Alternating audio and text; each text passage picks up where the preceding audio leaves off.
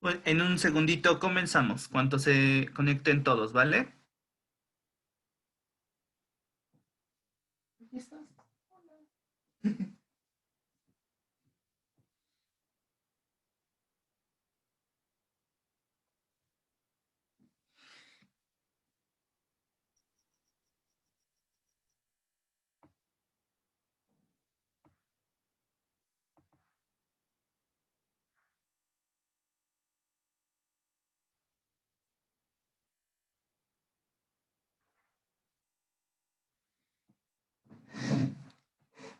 Vamos a dar 5 minutitos para que se conecte el resto de la clase y estemos todos juntos. Buenos días, chicos. Carlos, Sharon, buenos días.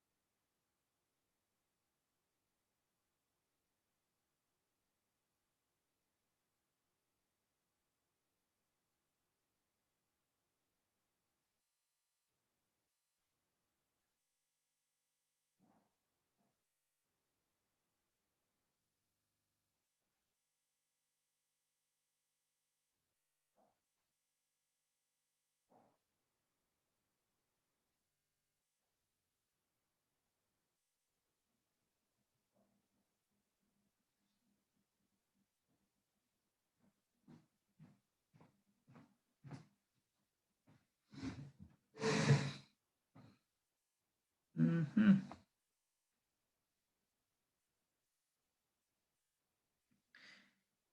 Ok, bueno, recuerden que en estos primeros minutos, en lo que esperamos el resto del grupo, el quórum, me pueden ir diciendo si tienen dudas o si tienen algún comentario o quieren revisar algo de las clases anteriores.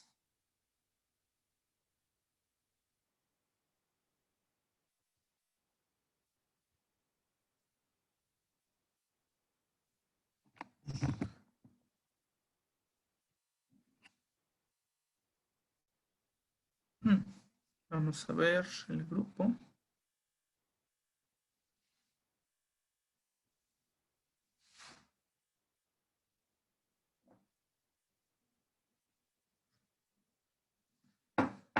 Un cafecito.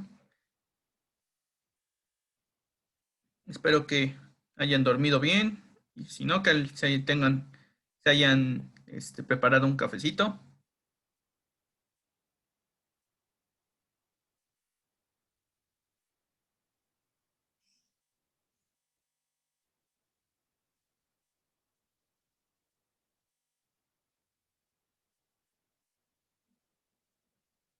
Hmm,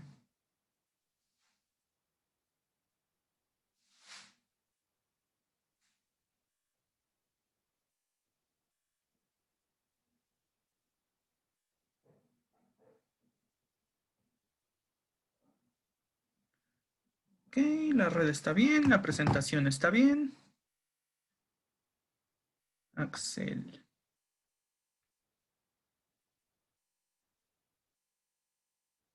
Buenos días, bienvenidos, buenos días.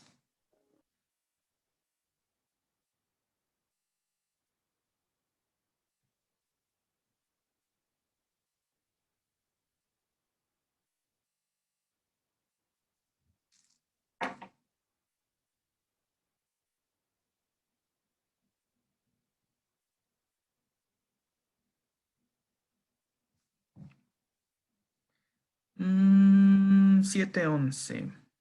Un minutito más.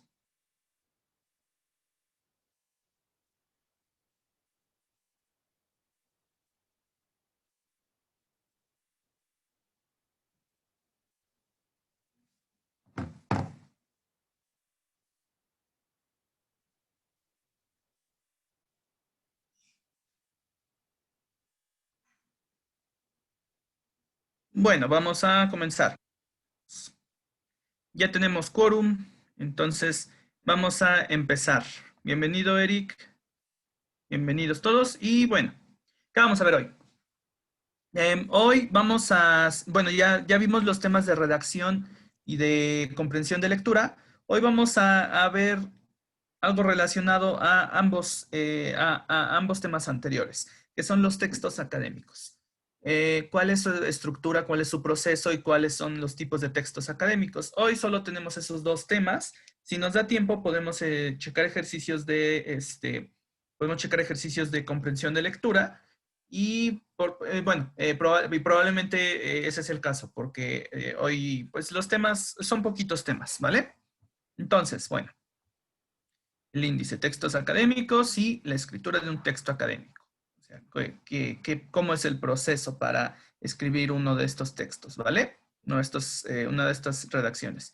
Mi internet está teniendo problemas, así que voy a apagar tantito la compu. Aparte traigo un greñero de haberme levantado. Entonces, vamos a detener rápido la cámara. A ver si, para no gastar ancho de banda. Muy bien. Entonces, bueno. Vamos a empezar como siempre con unas preguntas que nos van a servir de reflexión. ¿Para qué sirven los textos académicos y qué proceso hay que seguir para redactar un texto académico? Coméntenme, para qué creen ustedes que sirve un texto académico? ¿Para qué redactamos o para qué leemos textos académicos?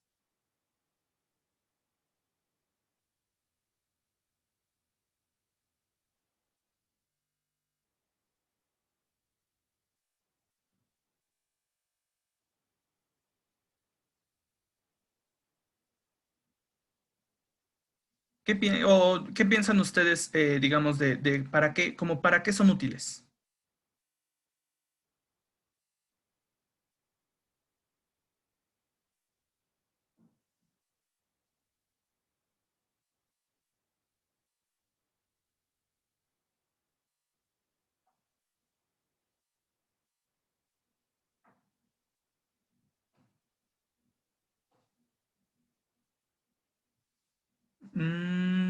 Veamos.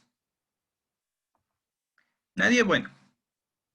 ¿Para qué sirven los textos académicos? Bueno, recuerden que estas preguntas van a guiar toda la clase. Vamos a ver precisamente los propósitos, bueno, los distintos tipos de textos académicos, qué tantos puede haber y para qué sirve cada uno. Digamos, cuál es su función y cuándo debemos utilizar o buscar cada tipo de texto. ¿Vale? Ahora, ¿qué proceso hay que seguir para redactar un texto académico? Ya vimos antier, perdón, en redacción, que todos los textos tienen que seguir un proceso de redacción, ¿no? Es decir, no basta con simplemente sentarse y escribir lo primero que nos viene a la mente. Hay que tener en cuenta la estructura del texto y cómo es que nosotros podemos hacer un buen texto, cómo darle coherencia, cómo darle cohesión, cómo hacer uso correcto de la gramática, de la ortografía, etcétera, etcétera, ¿vale? Entonces, y los textos académicos, bueno, no son la excepción, ¿no? Todos los textos llevan un proceso y los textos académicos llevan, digamos, un proceso muy específico por su propia naturaleza, ¿no? Que están diseñados, o bueno, su intención, tiene que ver con la difusión del conocimiento. Entonces, vamos a ver, vamos a entrar en materia. Entonces, la definición y su función. Bueno, ¿para qué sirven? Los textos académicos nos ayudan tanto a estudiantes como a profesores a producir y evaluar conocimiento. Recuerden que lo que hacen las escuelas, por decirlo así, las instituciones como universidades, preparatorias, es producir y difundir conocimiento, ¿vale? Es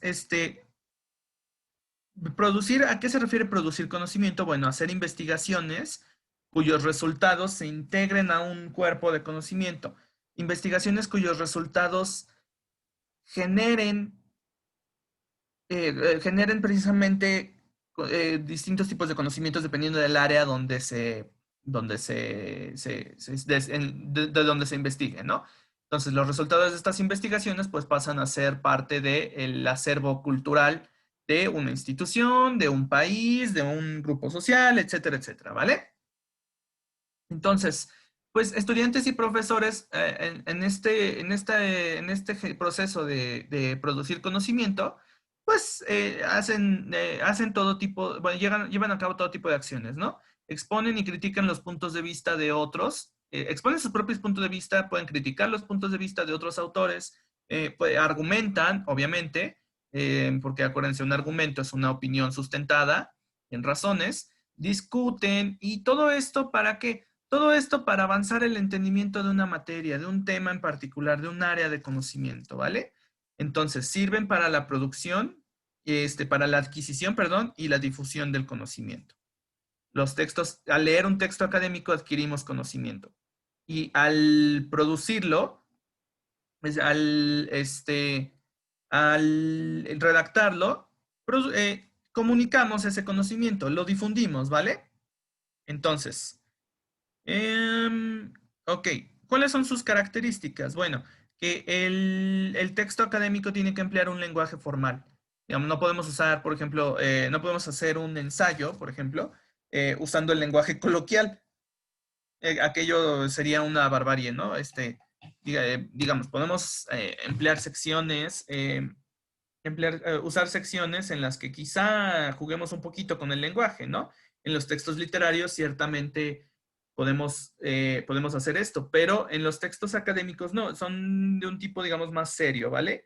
Tenemos que fijarnos cómo usamos el lenguaje, hay que usarlo de una forma, pues, seria, ¿no? Tenemos que usar un lenguaje formal.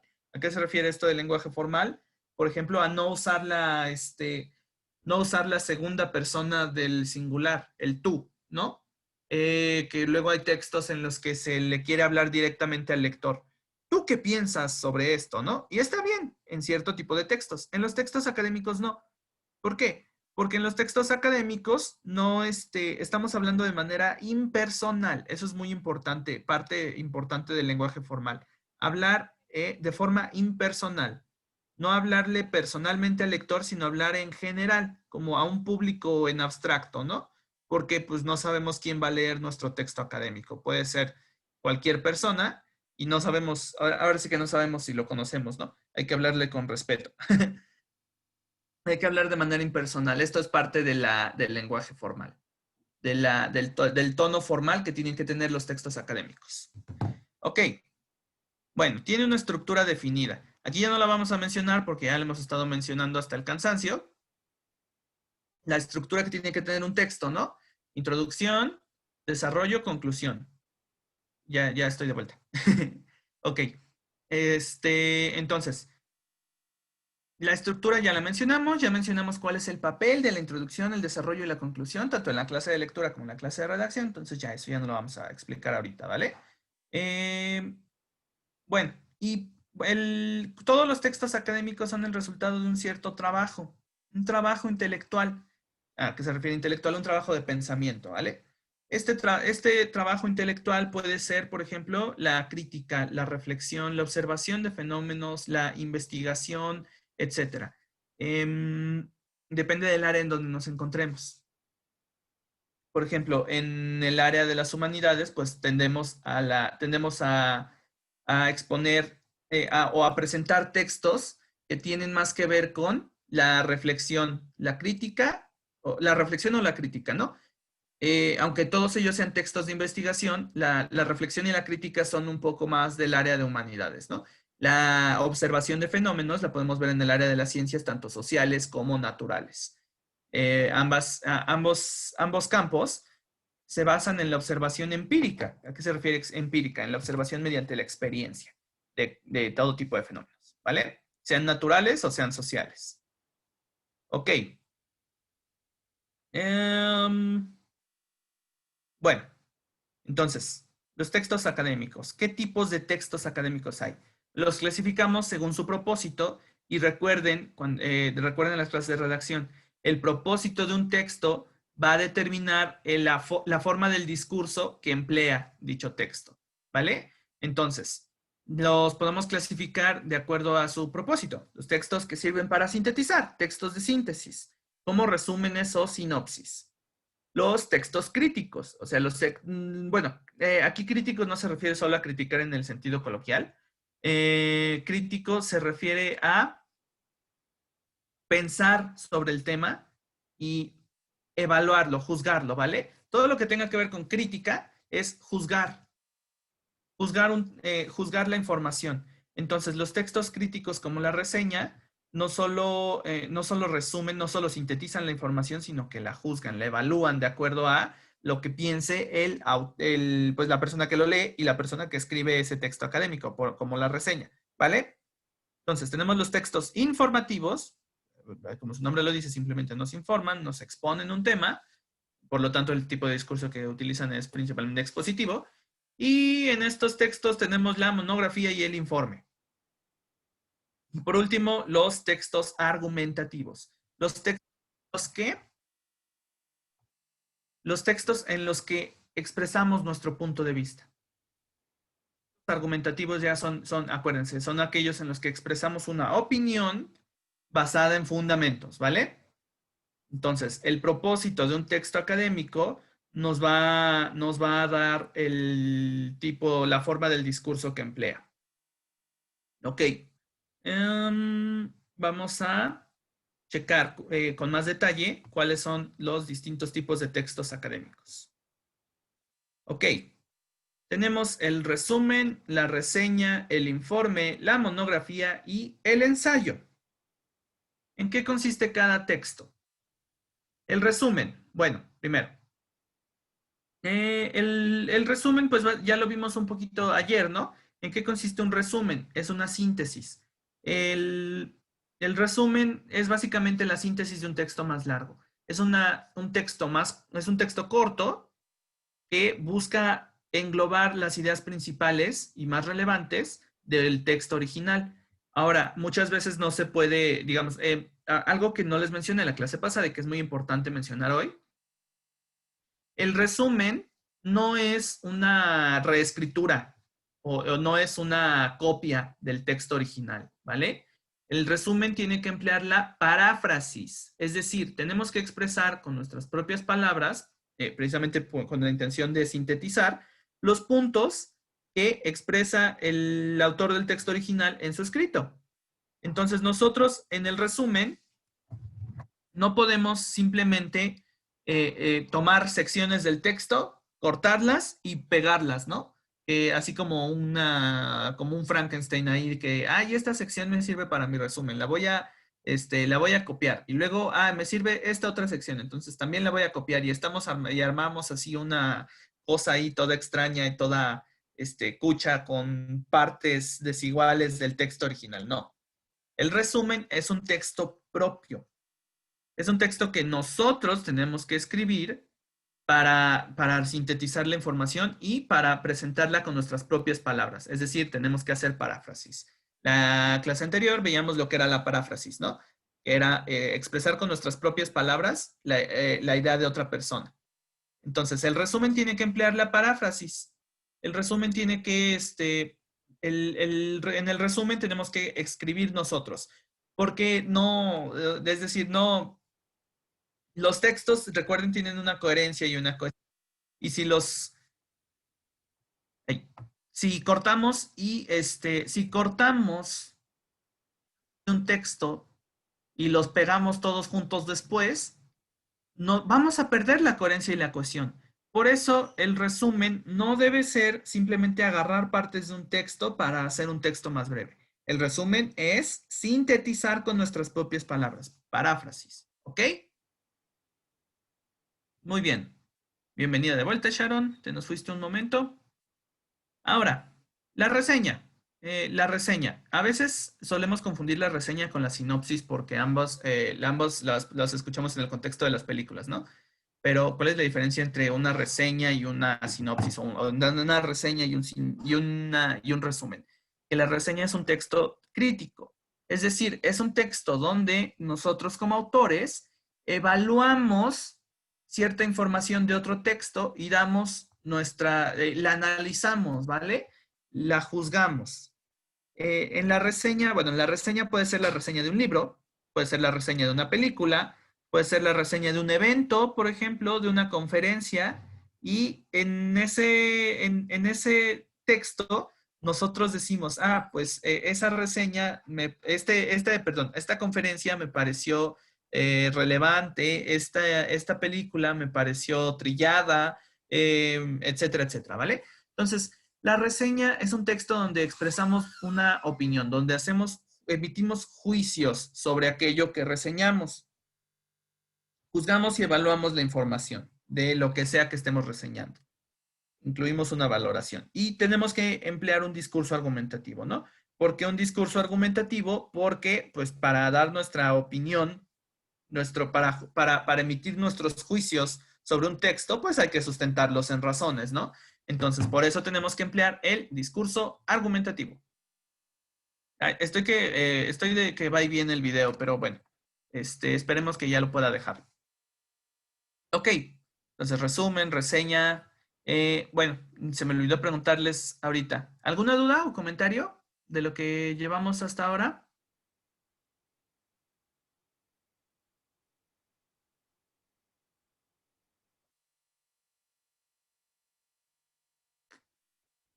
Mi perro en mi taza. Tengo una taza de mi perro. Bueno, no es mía, es de mi hermana.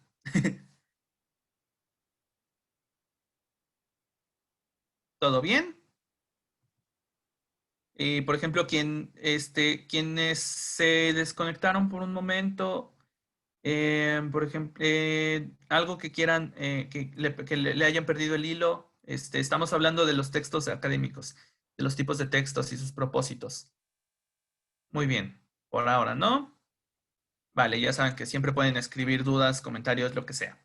Perfecto. Bueno, ¿qué otros tipos de textos académicos existen? Reseña, informe. Ahora, el informe, ¿para qué sirve el informe? Los usamos sobre todo en las materias de ciencias, por ejemplo. Cuando hacemos experimentos en laboratorio, elaboramos un informe de qué fue lo que observamos en el laboratorio, ¿no? Entonces, el informe es un texto expositivo y lo que busca hacer es simplemente retrata de manera clara y objetiva las observaciones, ¿vale? ¿Por qué clara y objetiva? Porque son observaciones que no tienen que ver con nuestras opiniones. Lo que pasó en el laboratorio pasó de una cierta forma y ya. No tiene nada que ver con lo que nosotros pensemos o lo que nosotros creamos, ¿no? Es lo que pasó en el laboratorio y ya. Ahora, esto no significa que el texto tenga que tener únicamente un discurso expositivo. ¿Por qué? Porque al final del informe nosotros damos un análisis general en las conclusiones del informe. Todos estos, bueno, la mayoría de estos textos, excepto quizá el resumen, tienen su introducción, desarrollo y conclusión, ¿vale? Y excepto el resumen, este es nada más directo, ¿no? Pero pues tiene su estructura de introducción, desarrollo, conclusión. Entonces, en el informe, por ejemplo, en la introducción decimos de qué vamos a informar, qué hicimos, qué experimento hicimos o qué fenómeno fuimos a observar.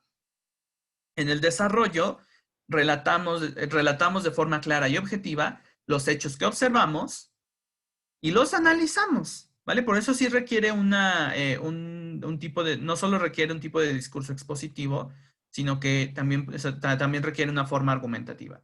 ¿Por qué? Porque la interpretación de las observaciones se tiene que argumentar. La interpretación que nosotros le damos al observado es basada en nuestro proceso de análisis.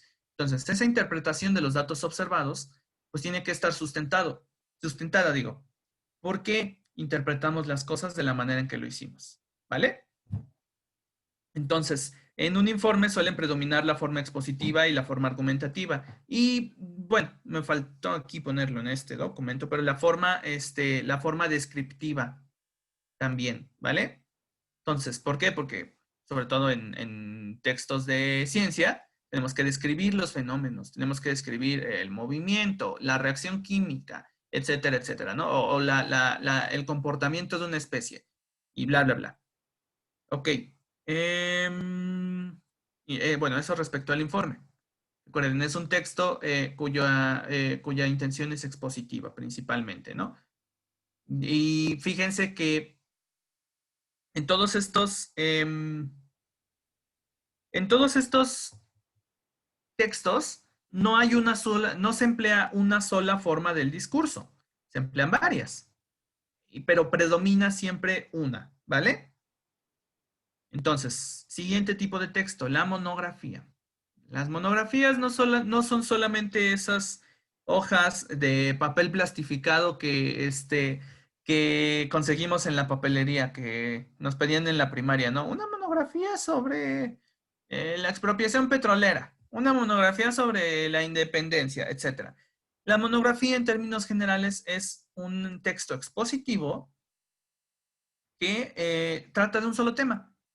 La palabra monos viene de la palabra monos, que no significa changos, monos, que significa uno o singular en griego, y grafía, ¿no? Acuérdense todo lo que tenga que ver con grafos, gráfica, grafía, etcétera. Es decir, es un escrito, grafía, que trata de un solo tema, mono. Es un escrito que trata de un solo tema.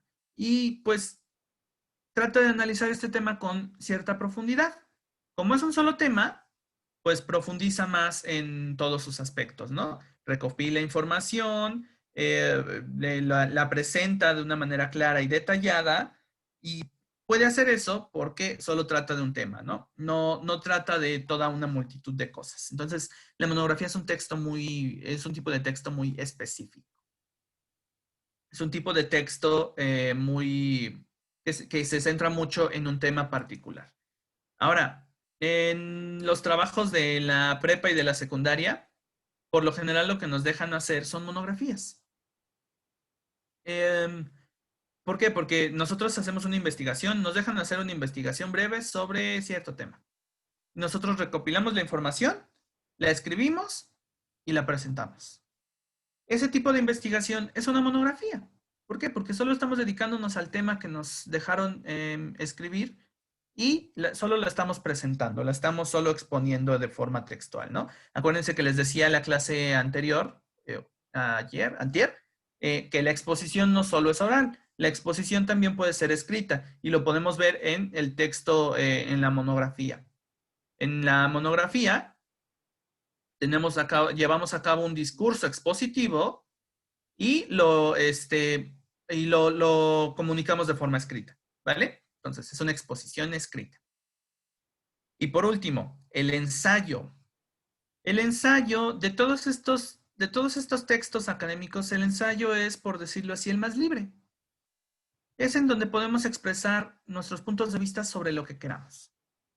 Pero eso no significa que no tenga una estructura, o que no haya una forma correcta de hacer un ensayo, ¿no? Que pueda ser como cualquier cosa, como les mencionaba en alguna ocasión, como en esos artículos de opinión que según son una opinión sustentada y en realidad son la lista de quejas de un señor.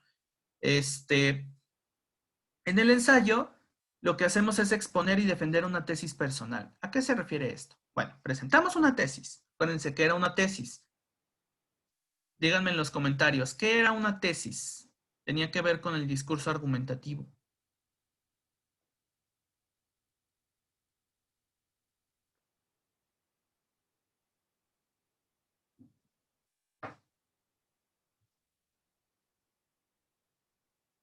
Tesis, esa palabra que hace sufrir a tantos universitarios. ¿Qué es una tesis?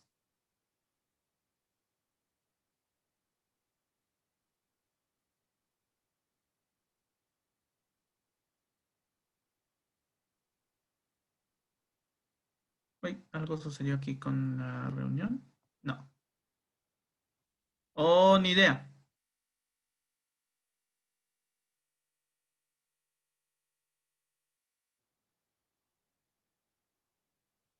Bueno, lo vamos a ver. Una tesis, recuerden, hipótesis y tesis. Una tesis, bueno, una hipótesis era una pregunta que queríamos demostrar, ¿no? Una tesis es ya el resultado de esa demostración, de esa argumentación. Una tesis es una afirmación que demostramos mediante argumentos, ¿vale? Entonces, en el ensayo, cuando hacemos un ensayo, presentamos una tesis personal, algo que creemos, algo que opinamos, y la demostramos mediante argumentos. La defendemos, decimos por qué creemos que es así. ¿Por qué creemos que es cierto que nuestras opiniones son válidas, son buenas, ¿vale? Eso lo hacemos en el ensayo. Defendemos una tesis personal. Y lo interesante del ensayo es que pues, es una forma de expresión personal, pero a la vez es un texto académico. Es decir, el ensayo es por excelencia la forma en la que un alumno expresa sus reflexiones y sus sentimientos, bueno, él sobre todo reflexiones, porque suele ser un trabajo de tipo más intelectual, sus reflexiones y sus opiniones sobre un tema investigado, el tema investigado sobre una materia, ¿vale? Particular. Entonces, el ensayo es libre, por eso en muchas materias el trabajo final es un ensayo, porque es el aspecto que a uno más le haya llamado la atención, que uno más le haya gustado de una clase, pues que uno defienda sus tesis personales sobre ese tema, ¿vale? Entonces, en el ensayo predomina el discurso argumentativo. Tiene que, porque si no predomina el discurso argumentativo, no es un ensayo o es un mal ensayo, ¿vale? En el ensayo, como lo que hacemos es defender una tesis, el discurso que tenemos que emplear principalmente es el discurso argumentativo. Ok. Y bueno, un ensayo puede tratar todo tipo de temas, los temas que nosotros queramos. Puede ser un ensayo sobre literatura, lo que pensamos de un cierto género literario, lo que pensamos de un cierto movimiento de literario. Puede ser un tema de filosofía, lo que pensamos sobre una doctrina filosófica, lo que pensamos sobre el texto filosófico de un autor particular. Puede ser sobre política, sobre sociedad, sobre economía, etcétera, etcétera, etcétera, ¿vale? Es decir, el ensayo puede abarcar el tema que nosotros queramos y puede expresar las ideas que nosotros queramos y puede tener los argumentos que nosotros queramos, pero hay que darle sustento, ¿vale? Hay que sustentarlos con bases. Y por eso un ensayo también es un trabajo de investigación, porque el ensayo recopila fuentes que apoyen ese punto de vista, que apoyen esa opinión, que le den sustento a nuestros argumentos, ¿vale? Y por eso también es un texto académico. Puede ser un texto, digamos, por eso les decía que el ensayo era un tipo de híbrido. Puede ser un texto de tipo literario, pero también puede ser un texto de tipo académico. Hay muchos libros de ensayos de autores, de los grandes autores de la literatura, de todos los idiomas y todos los países, ¿no? Les recomendaba, por ejemplo, el ensayo de Los rituales del caos de Carlos Monsiváis, que trata sobre, precisamente, es una observación muy mordaz y muy satírica sobre las costumbres de los mexicanos, ¿no? Que a esas costumbres, Monsiváis les llama rituales, es decir, cosas que repetimos esperando que nos den algún beneficio, ¿no? Sí, pueden, léanlo. En internet se consigue todo en PDF. Además, pues bueno, Monsiváis murió hace 10 años, entonces, pues ya comprar sus libros ya no les reporta ningún beneficio personal, pero bueno, ustedes no olviden que dije esto. Esta conversación nunca sucedió. Ok, bueno, ¿alguna duda? ¿Alguna duda sobre ensayos? Reseñas, monografías, informes, resúmenes sobre textos académicos, los tipos de textos académicos, o comentarios o algo que quieran saber.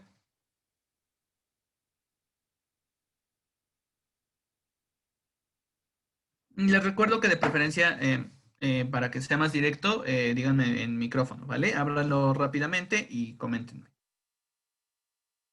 Digo, a lo mejor no se puede porque como es muy temprano, pues vamos a despertar a toda la familia. La mía se tiene que aguantar porque yo soy el profesor.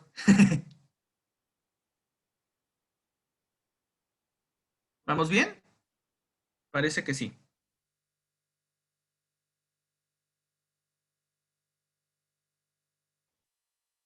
Bueno, la falta de comentarios parece indicar que vamos bien. Ok, esto respecto a los textos académicos. Ahora, la investigación. ¿Cómo es el proceso de investigación académica? Vamos a ver. Bueno, los textos de investigación, son parte de los textos que ya vimos, tienen como, son los que solemos redactar en ambientes escolares, ¿no? Cuando nos dejan trabajos finales o trabajos parciales, ¿no? Cuando para evaluar un curso, para evaluar parte de un curso, etcétera, etcétera, etcétera.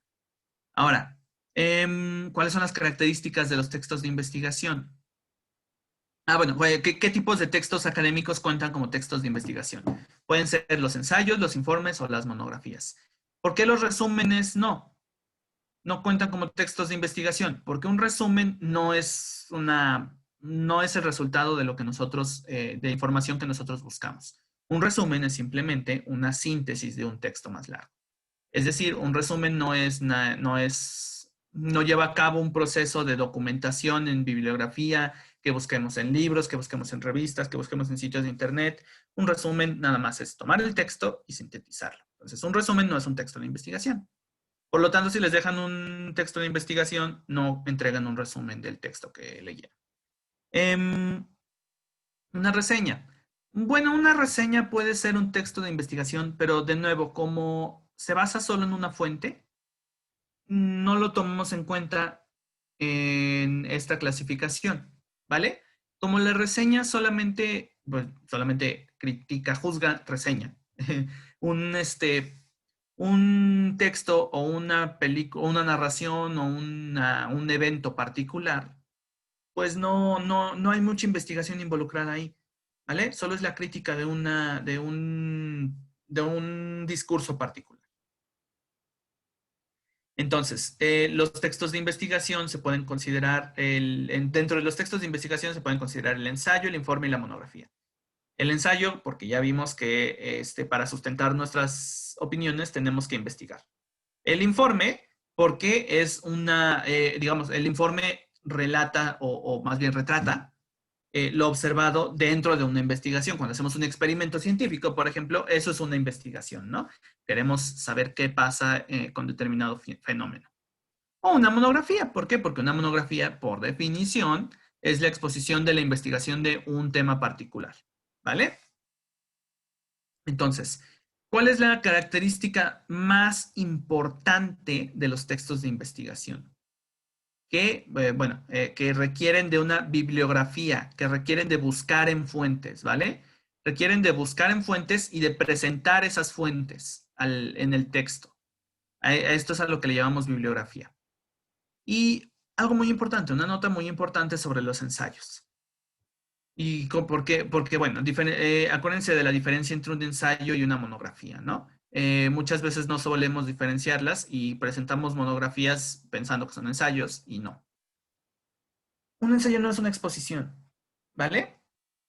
Un ensayo tiene que desarrollar y expresar un punto de vista propio, defenderlo con argumentos, no solamente exponer los puntos centrales o los puntos más importantes de un tema determinado.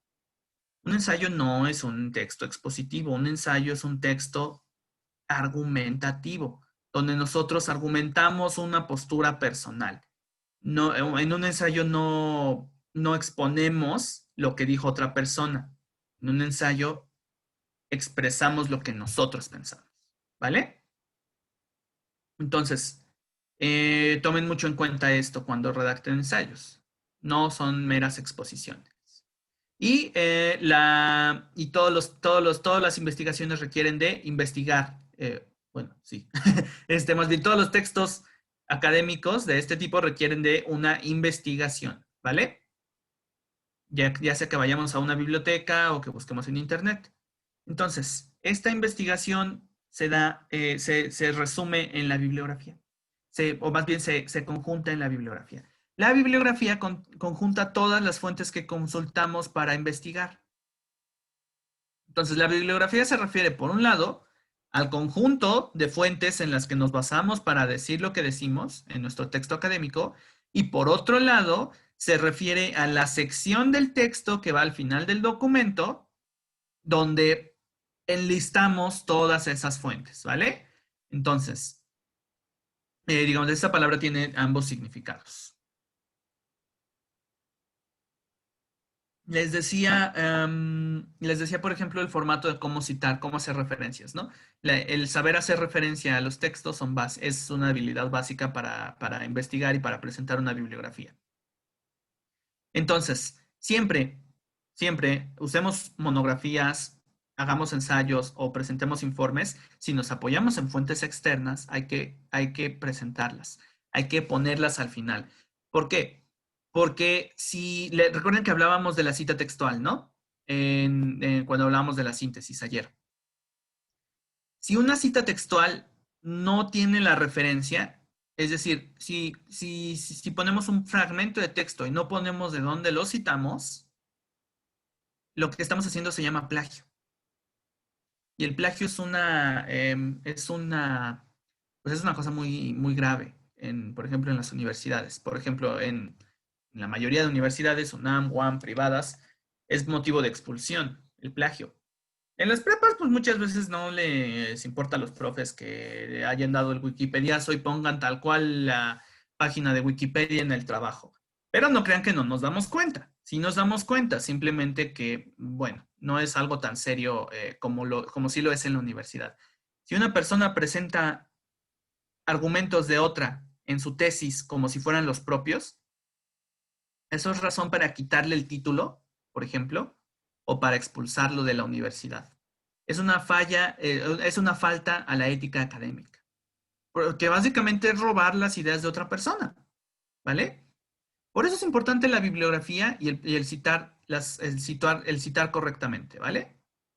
Dato curioso, hay un expresidente mexicano que cometió plagio en su tesis.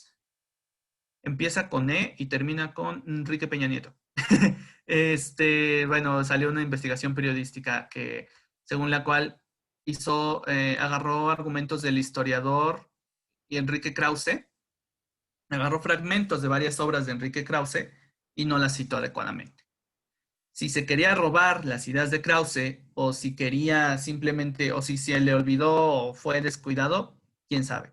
Pero el hecho es que cometió plagio, ¿vale? Entonces, por eso es tan grave. El plagio es el robo de ideas. Y por eso las universidades lo castigan de manera muy, muy fuerte. Las prepas no tanto porque, bueno, no es tan...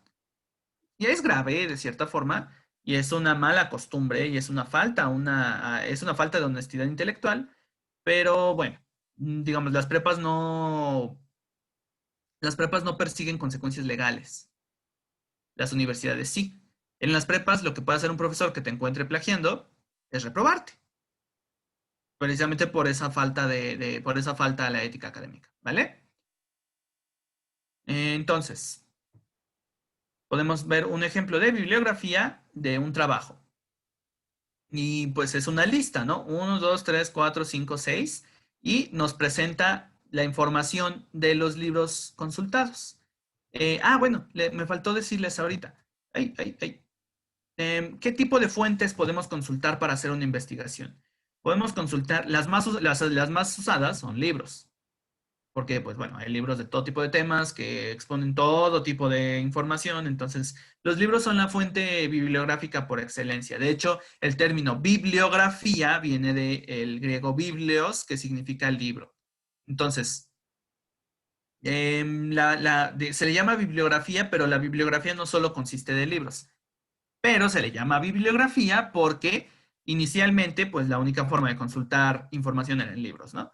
Entonces de ahí viene la palabra y siguen siendo la fuente principal de información en una investigación, los libros. El ir a la biblioteca a investigar es básico para cualquier trabajo académico, ¿vale? Entonces, las fuentes bibliográficas, libros o enciclopedias, bueno, la enciclopedia es un tipo de libro. Las fuentes hemerográficas, que son las revistas y periódicos.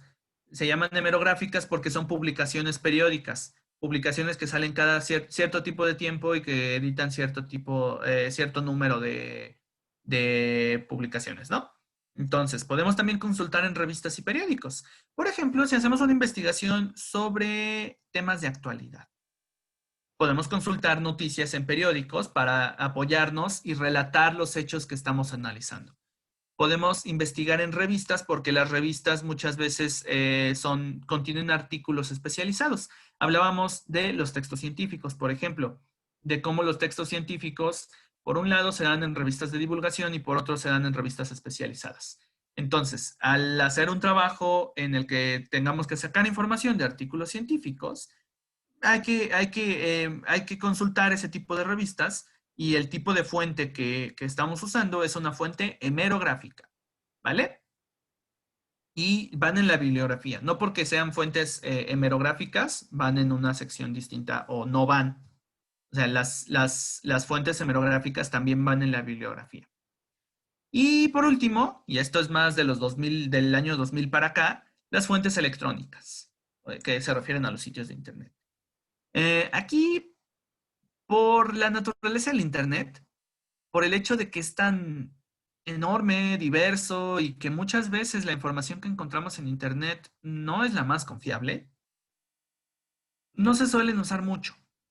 Sin embargo, hay ciertos recursos formales que se encuentran en Internet. Hay universidades que tienen proyectos de enciclopedias en línea.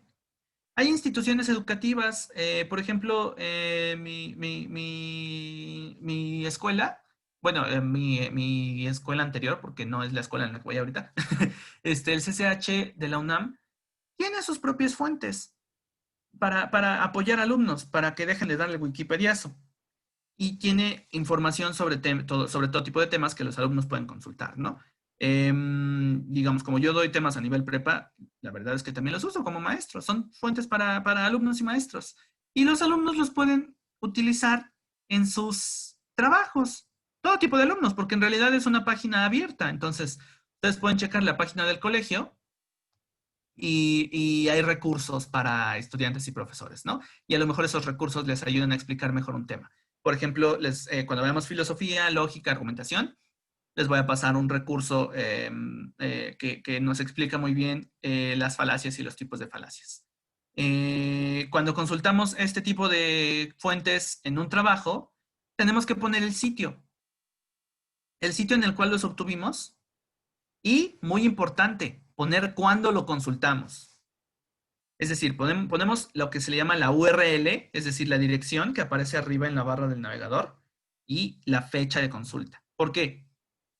Porque los sitios de Internet se actualizan muy rápidamente, mucho más rápidamente que los libros y las publicaciones periódicas. De hecho, un libro se puede reeditar. Por eso, en la información bibliográfica del libro, en la ficha bibliográfica, tenemos que poner la edición. ¿Qué edición es? Porque a lo mejor después se edita se edita otra vez el libro y ya cambió la edición.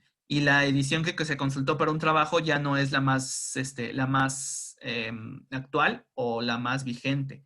Entonces, todo este tipo de cosas nos ayudan a ver qué tan vigente es la información que hay en un trabajo de investigación.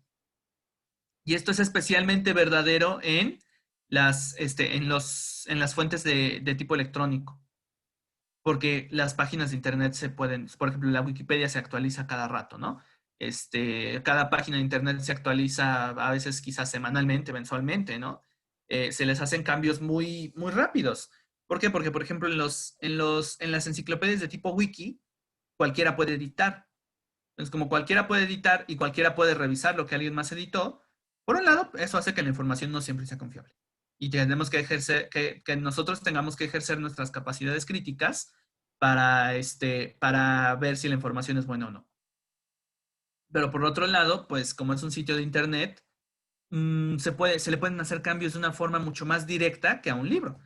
Si uno le hace cambios a un libro, tiene que reescribirlo, pero aparte tiene que llevarlo al editor y decirle, es que le hice cambios a este libro, necesitas editarlo y todo, y el editor dice, sí, mira, este cambio lo vamos a integrar, este cambio no es necesario, bla, bla, bla. Y después de todo este proceso, de toda esta monserga, hay que reimprimir el libro Porque, o sea, ya el libro, la edición anterior del libro ya está en circulación, ya está en las bibliotecas y en las librerías. Pero si se le hacen cambios, hay que reimprimirlo y quitar la edición anterior del mercado y sacar la nueva. Entonces, los libros llevan un proceso más complicado de actualización, las páginas de internet no. Así, uno decide, pam, editarlas, nada más entra al sitio, edita el texto, le da el formato HTML y pum, ya quedó. Y bueno, hay buenas enciclopedias en línea. Hay enciclopedias sobre todo de universidades y que tratan de todo tipo, o más bien que pertenecen a todos los campos del conocimiento. Por ejemplo, un ejemplo de mi campo, la filosofía. Un recurso muy útil es la enciclopedia de la Universidad de Stanford, la SEP, Stanford Encyclopedia of Philosophy. Y muchos alumnos, sobre todo de los primeros semestres, la usan para sus trabajos. Y está bien, porque pues es una enciclopedia. El propósito de una enciclopedia es recopilar, perdón, conocimiento y que ese conocimiento sea accesible. Y una enciclopedia en línea, precisamente por eso es tan útil, ¿no? Porque recopila mucho conocimiento y cualquiera con una conexión a Internet puede acceder a ella. Entonces, sí hay buenos recursos electrónicos, sí hay buenas fuentes electrónicas, solo hay que saber juzgarlas, ¿no? No cualquier sitio de segunda es una buena fuente para hacer nuestra investigación. Ok, ¿dudas?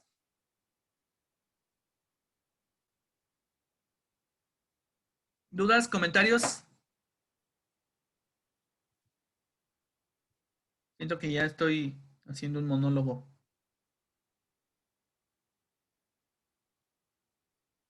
Cualquier cosa que quieran expresar.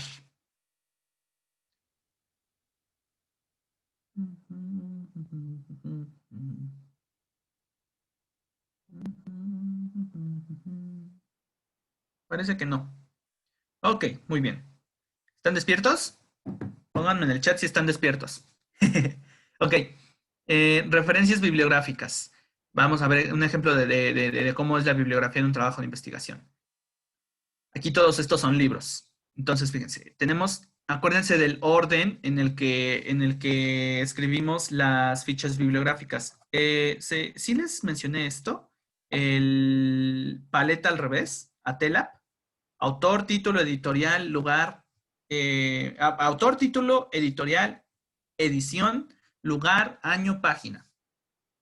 Entonces, veamos aquí en la bibliografía, tenemos los autores, Acemoglu D. J. Robinson, o por ejemplo, Altomonte H., o Arestis P., o Barrera M.A., Blanco L.A., etcétera, ¿no?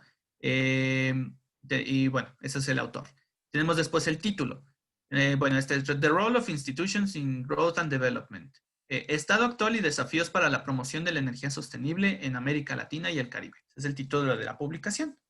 Ahora, fíjense aquí, presentado en el foro, entonces aquí esta no es una referencia bibliográfica, esta es una ponencia. Entonces se cita de forma distinta. ¿Por qué? Porque pues no es un libro y no tenemos que poner la edición, la página ni nada de eso, ¿no? Pero por ejemplo, aquí, Barrera, M.A., autor o autora. No está claro aquí si es autor o autora. La diversificación de la matriz energética, un debate pendiente, es el título de la publicación. Pero ahora aquí dice Voces en el Fénix 2, 2011, páginas 17 a 21. ¿Qué es esto, Voces en el Fénix? ¿O a qué se refiere? Es un artículo. Esta es una referencia hemerográfica, la número 4. Entonces tenemos el autor o la autora, el título, tenemos la publicación, Voces en el Fénix 2. Es la revista, la publicación en la que aparece. Y este 10, ¿qué significa este 10? Es el número de publicación y el año, 2011 y las páginas. Esto es igual que en las bibliográficas. Ahora fíjense aquí, Blanco L.A., caracterización de la crisis argentina. Revista de Economía Institucional, de nuevo, es una publicación hemerográfica. Ahora aquí, BNF, banco, es fuente de un banco, Multilateral Investment Fund, bla, bla, bla, bla, bla. Esto también es una revista. Entonces, aquí la mayoría son fuentes hemerográficas, artículos. ¿Por qué? Porque esta quizás es una investigación de actualidad. Pero fíjense en la primera. Working Paper 10, International Bank por bla, bla, bla, bla, bla, World Bank. Entonces, esta sí es una publicación, ¿vale? Este Journal of Economics, este es un artículo académico. La mayoría de estas fuentes son hemerográficas. Entonces, se citan de forma distinta a la fuente bibliográfica porque hay que poner el título de la publicación y el número de publicación. Acuérdense que las revistas están numeradas, ¿no? Bueno, las fichas y las bibliográficas, las referencias bibliográficas, pues son más directas, ¿no? Acuérdense de ATELAB. A de autor, o autora, T de título, ahí se los pongo en el chat por si quieren anotarlo o tomarle foto. T de título, E de editorial, ponemos otra E de edición, L de lugar. ¿Por qué es importante el lugar donde fue editado un libro? Porque cambia de país a país, ¿no? Puede que una edición sea distinta en un país y distinta en otro. Y bueno, la A, otra A, pero esta es de año, porque esto nos dice qué tan vigente está la fuente. Y la P, de páginas. Indicar la página, pues nos ayuda a buscar dentro del libro, ¿no? De dónde sacamos de dónde consultamos de qué parte del libro consultamos. Entonces, ATELAB, si leen este acrónimo al revés, paleta. Entonces, acuérdense de paleta al revés, ¿vale? Para las referencias, para las fichas bibliográficas, referencias bibliográficas. Muy bien. Ahora, bueno, son las 8. Y esto respecto al tema de los textos académicos, de la bibliografía. Bueno, ya pasamos el tema de los textos académicos. Vamos a dar un pequeño descanso, 5 minutos. Son las 8:03. Reanudamos a las 8:08, ¿vale? Caliéntense un cafecito. Si ya se les enfrió su café, caliéntenlo. No sé, estírense, échense agua en la cara, o vayan al baño, etcétera. Regresamos a las 8:08, ¿ok?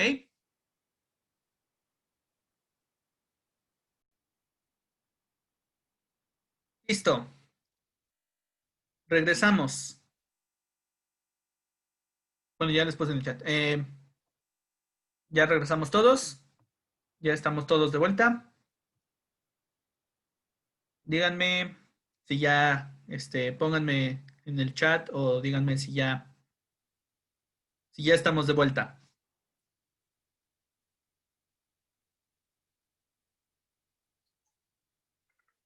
Ay, mi teléfono no se quiere cargar. Muy bien, aquí andamos, dice Eduardo.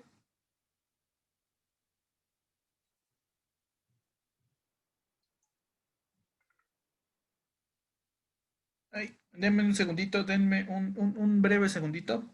Mi teléfono está... bueno, es que lo estoy cargando, pero tiene un defecto. Bueno, muy bien. Perfecto. Axel, Sharon, Carlos. Perfecto, bueno. Continuamos.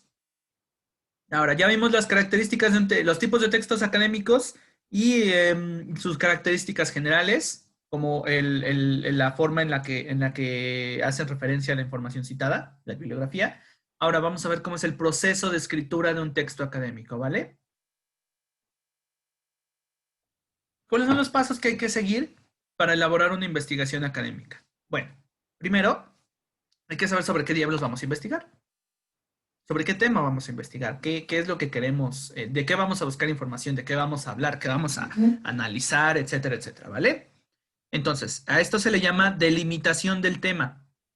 Les mencionaba en la clase anterior que el tema tiene que delimitarse porque si abarcamos un tema muy, muy amplio o abarcamos una multitud de temas en un solo texto, vamos a acabar perdiendo profundidad, el texto va a acabar siendo superficial o bien va a acabar siendo un texto excesivamente extenso, ¿vale? Entonces, es importante delimitar el tema precisamente para evitar eso. Ahora, investigar. Ya que tenemos el tema sobre el cual queremos investigar, pues ya hay que buscar la información, ¿vale? En fuentes confiables, libros, artículos, enciclopedias, sitios confiables de Internet, como enciclopedias electrónicas. Y durante este proceso, ya que, digamos, consultando todas estas fuentes, pues hay que recopilar información. De todo lo que consultamos, de todos los libros, artículos, lo que sea que hayamos consultado, pues vamos a recopilar los fragmentos que nos sirvan. Vamos a elaborar fichas de trabajo o fichas bibliográficas que nos van a ayudar a resumir la información. Veíamos ayer lo que era el proceso de la síntesis y que la síntesis nos sirve precisamente para no tener que regresar al texto otra vez.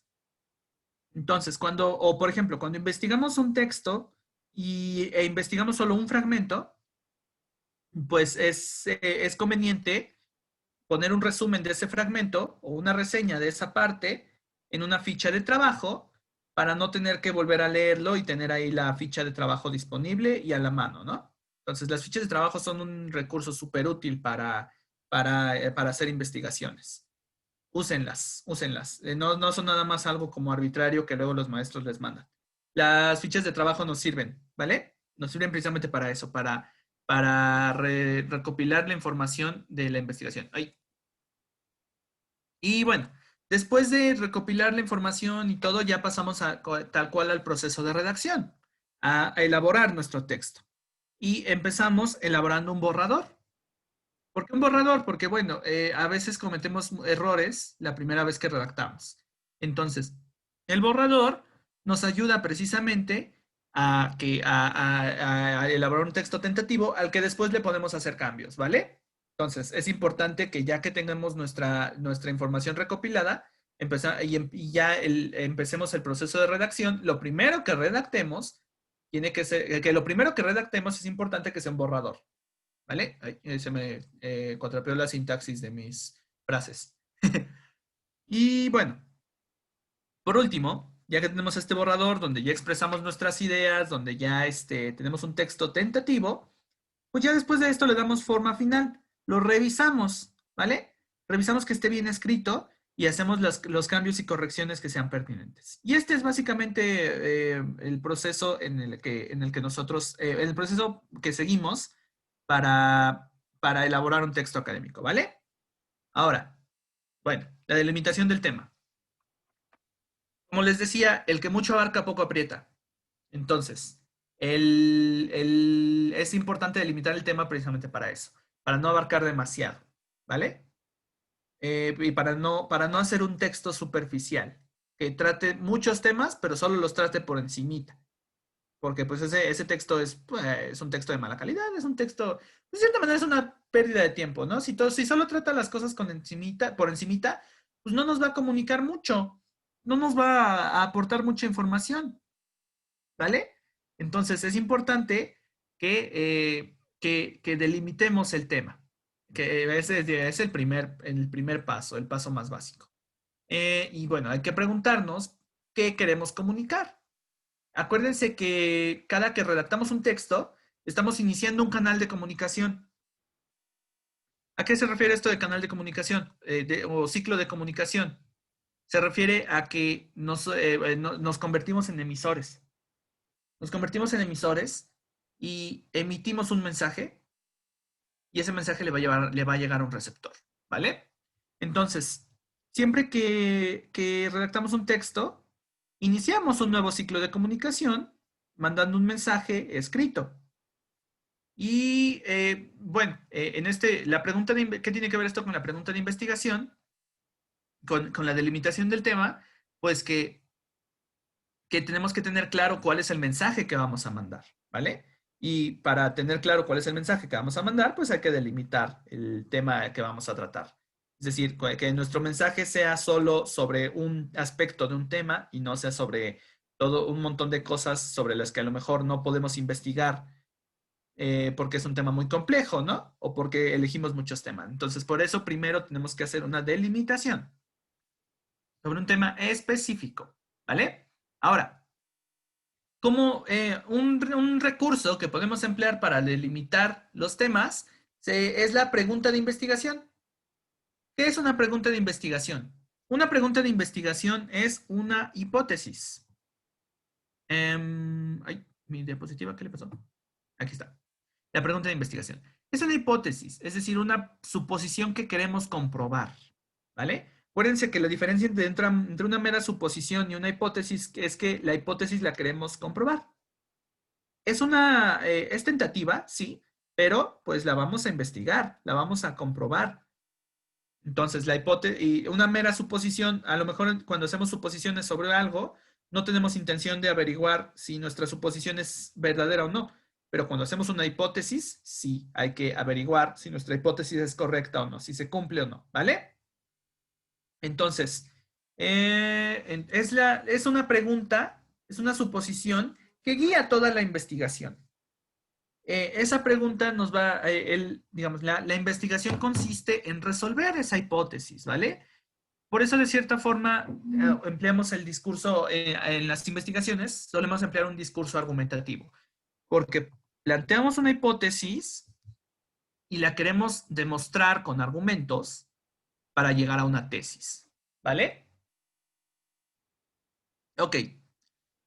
Entonces, bueno, la pregunta de investigación es la hipótesis que vamos a demostrar. Y aquí hay algunos ejemplos que son preguntas de investigación sobre diversos temas. Por ejemplo, ¿cómo influyó el modelo de democracia de la antigua Atenas en el sistema democrático moderno? Es una hipótesis, ¿no? Es una pregunta.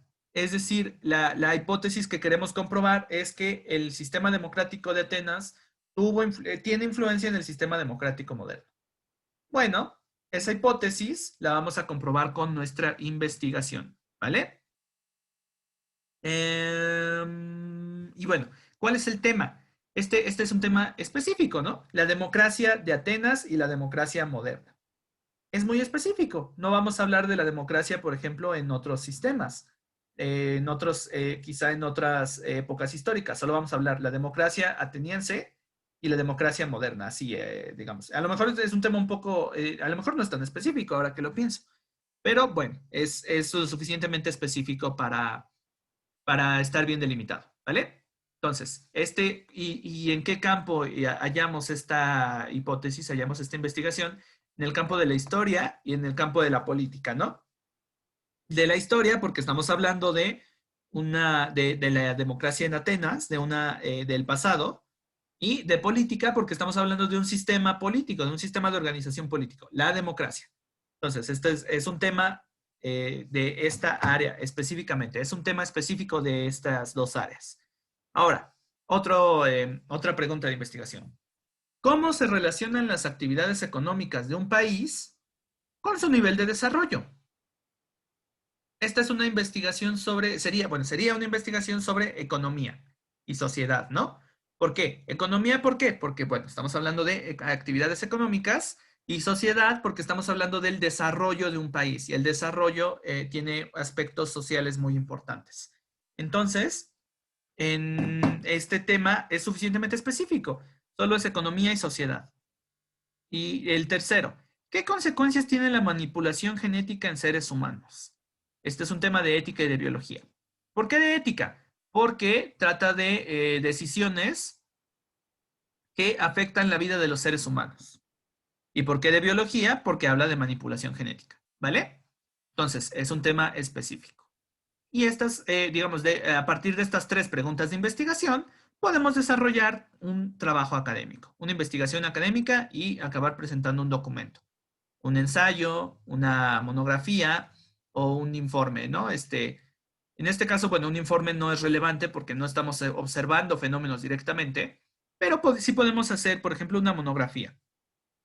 Imagínense que vamos a hacer un trabajo guiado por la segunda pregunta de investigación. ¿Cómo se relacionan las actividades económicas de un país con su nivel de desarrollo? Sobre este tema, podemos hacer una investigación y presentarla en forma de monografía porque, bueno, es una pregunta muy específica de un tema muy específico, el desarrollo. Entonces, aquí podemos presentar una monografía. La primera pregunta, ¿cómo influyó el modelo de democracia de la antigua Atenas en el sistema democrático moderno?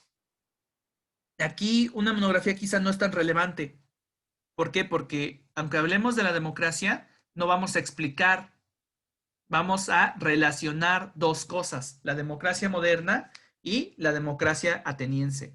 Entonces, aquí, en este trabajo, no conviene usar una monografía porque no es una mera exposición, ¿vale?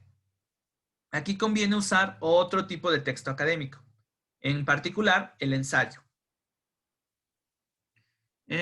Ok, ahora la tercera pregunta de investigación. Ya regresé, hola. La tercera pregunta de investigación. ¿Qué consecuencias tiene la manipulación genética en seres humanos? Aquí tampoco conviene hacer una monografía porque aquí no vamos a explicar simplemente.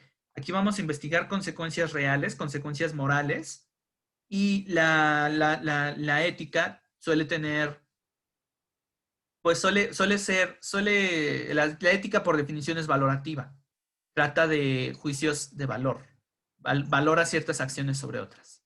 Entonces, la ética no se presta muy bien a una monografía, a menos que, por ejemplo, expongamos sobre una escuela determinada de pensamiento moral.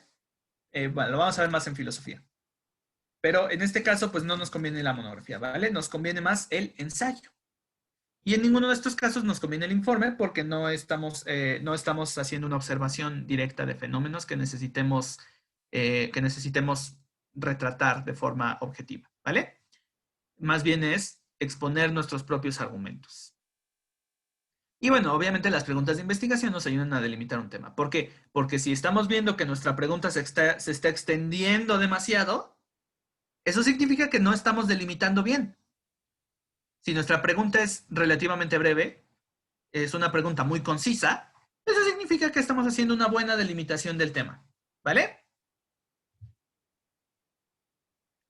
¿Dudas? ¿Comentarios? Cualquier cosa.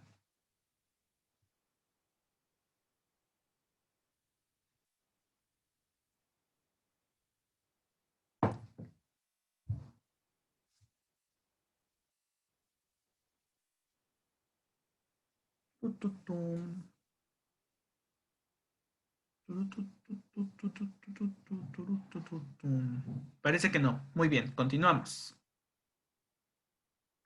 Ok, la pregunta de investigación. Ahora sí, ya delimitamos nuestro tema y tenemos nuestra hipótesis que va a guiar toda la investigación.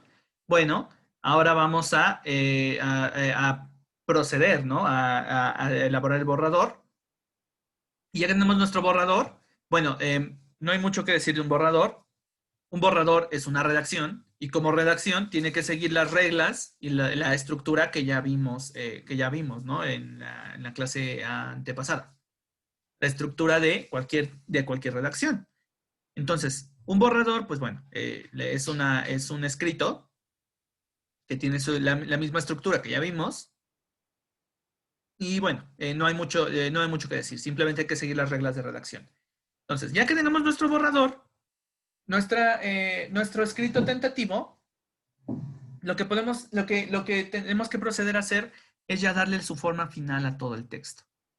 Ya, ahora sí, que quede el texto, que quede el texto definitivo, tal cual lo queremos presentar, ¿vale?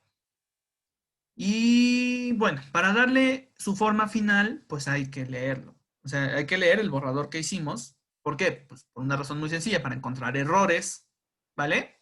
A esto se le llama revisión. Revisamos el texto que escribimos. Y si encontramos errores, hay que corregirlos reescribiendo el texto, o sea, reescritura. Entonces, el paso final de una redacción académica es la revisión y la reescritura, ¿vale? A lo mejor hay secciones del texto en las que nos falla la coherencia o la cohesión. A lo mejor hay secciones del texto donde hay errores ortográficos o donde repetimos palabras o donde hay errores gramaticales. No sé si les ha pasado cuando escriben o si han notado, por ejemplo, cuando leen, que a veces empezamos a escribir una oración de una forma, así, empezamos diciéndola de una forma, pero luego queremos cambiarla y expresarla de una forma diferente, pero no borramos completamente la primera oración y entonces el resultado es un Frankenstein, hay una amalgama de dos oraciones distintas que acaba siendo gramaticalmente incorrecta. ¿Por qué? Porque pues eso es como una mezcla rara ahí de elementos de dos oraciones distintas, ¿no? O sea, cuando eso pasa mucho durante la redacción.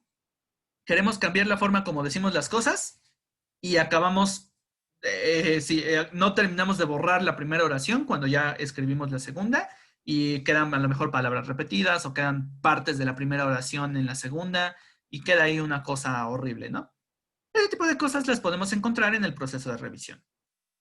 Errores ortográficos, ya sea inconscientes o que tengamos porque a lo mejor una palabra no la escribimos bien, ¿vale? Por ejemplo, errores, lo que se le llama errores tipográficos, que le dimos el dedazo al teclado y hay una letra ahí que no debería haber. Bueno, en la revisión nos damos cuenta de este tipo de errores. Y bueno, cuando trabajamos por computadora, los procesadores de texto suelen tener correctores ortográficos, ¿no?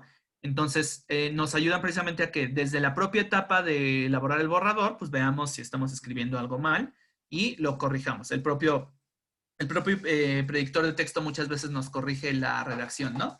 Digo, la ortografía. Ok. Palabras repetidas, oraciones gramaticalmente incorrectas o secciones que no tengan incoherentes, perdón, que no tengan coherencia, que sean incoherentes, ¿no? Secciones donde a lo mejor no conectamos bien un par de ideas o donde se nos olvidó, quizá. O sea, estábamos hablando de una cosa y comenzamos a hablar de otra y se nos olvidó conectar ambas ideas.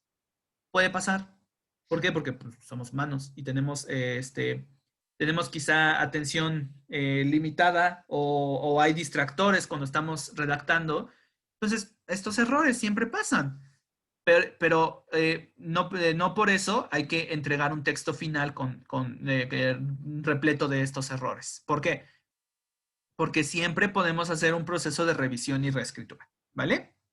Y bueno, a lo mejor no estamos satisfechos con la respuesta que le dimos a la hipótesis. Durante la revisión nos damos cuenta como que no, como que me faltó algo para poder responder satisfactoriamente a la hipótesis. Podemos reescribirlo o añadirle cosas.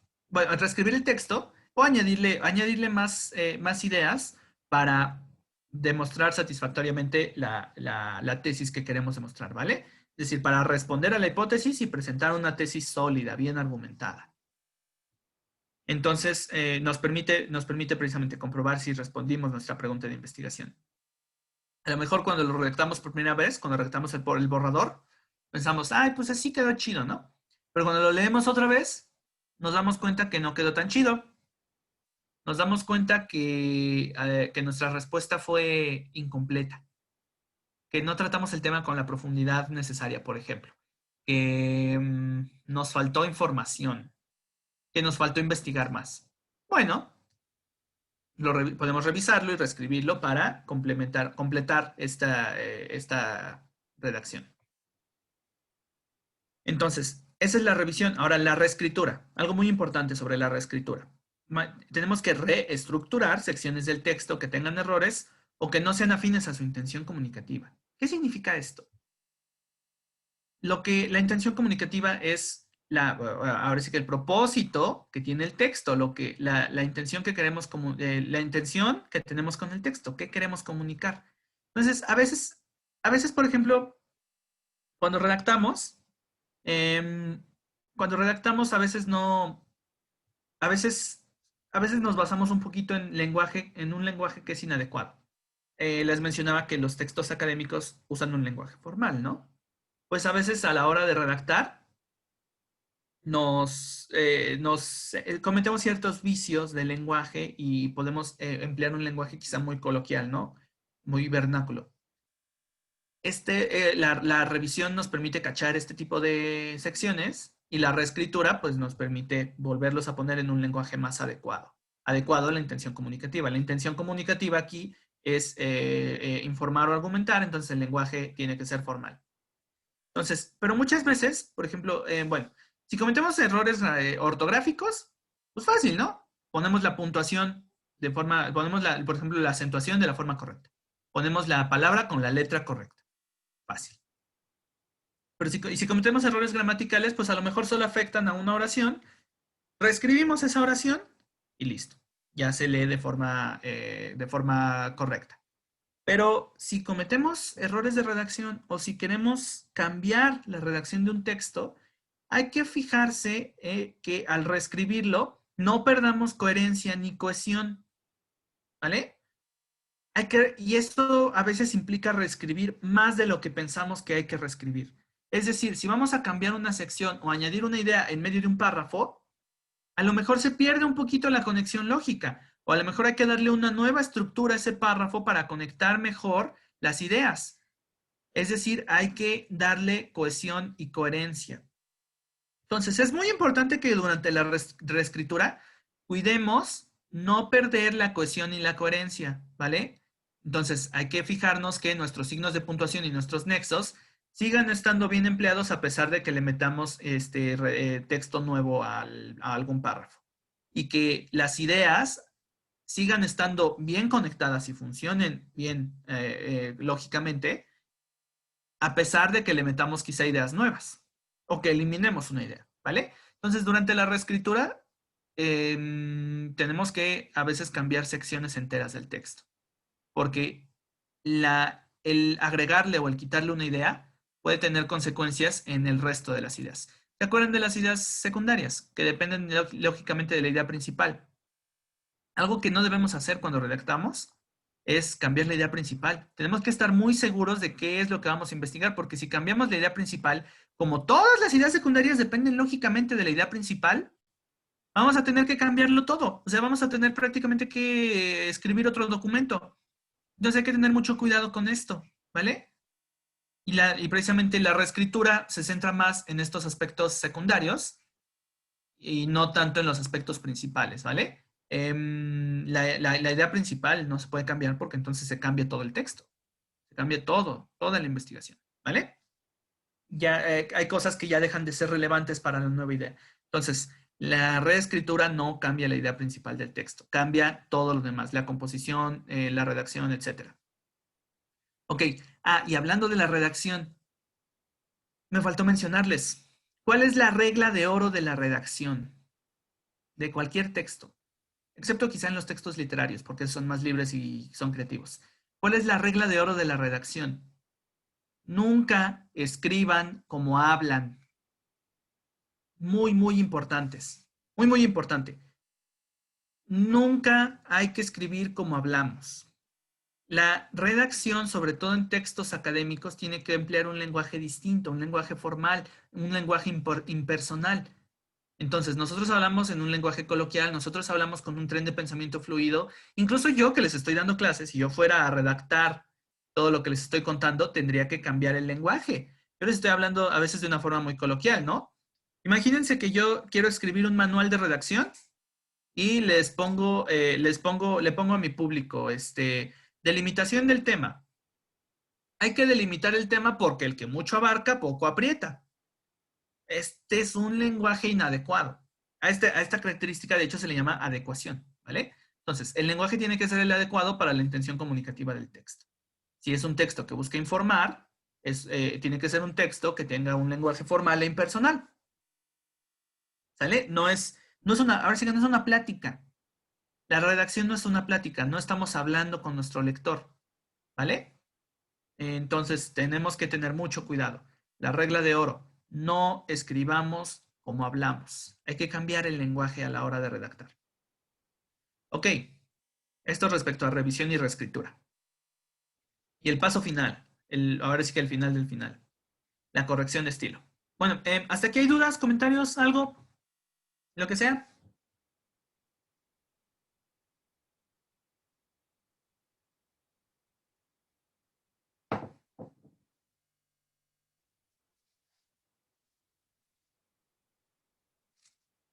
¿Todo bien? Perfecto. Bueno, vamos a seguir. La corrección de estilo. ¿Qué es la corrección de estilo? Es ya el final del final, el paso final. La corrección de estilo se refiere a dos cosas. Primero, a la corrección de errores ortográficos. O sea, esto es parte del proceso de revisión y reescritura, ¿no? Em, es digamos, el paso final del proceso de revisión y reescritura. Cuando ya estamos de acuerdo, cuando ya estamos conformes con nuestra redacción y ya encontramos los errores académicos, los errores ortográficos, hay que corregirlos. Y a esto se le llama corrección de estilo. Hay personas que se dedican a la corrección de estilo. Porque, bueno, por las características de las escuelas mexicanas, muchas veces, muchas veces hay doctores o ingenieros o abogados, o peor aún, filósofos o estudiantes de literatura que cometen errores de redacción, errores de estilo.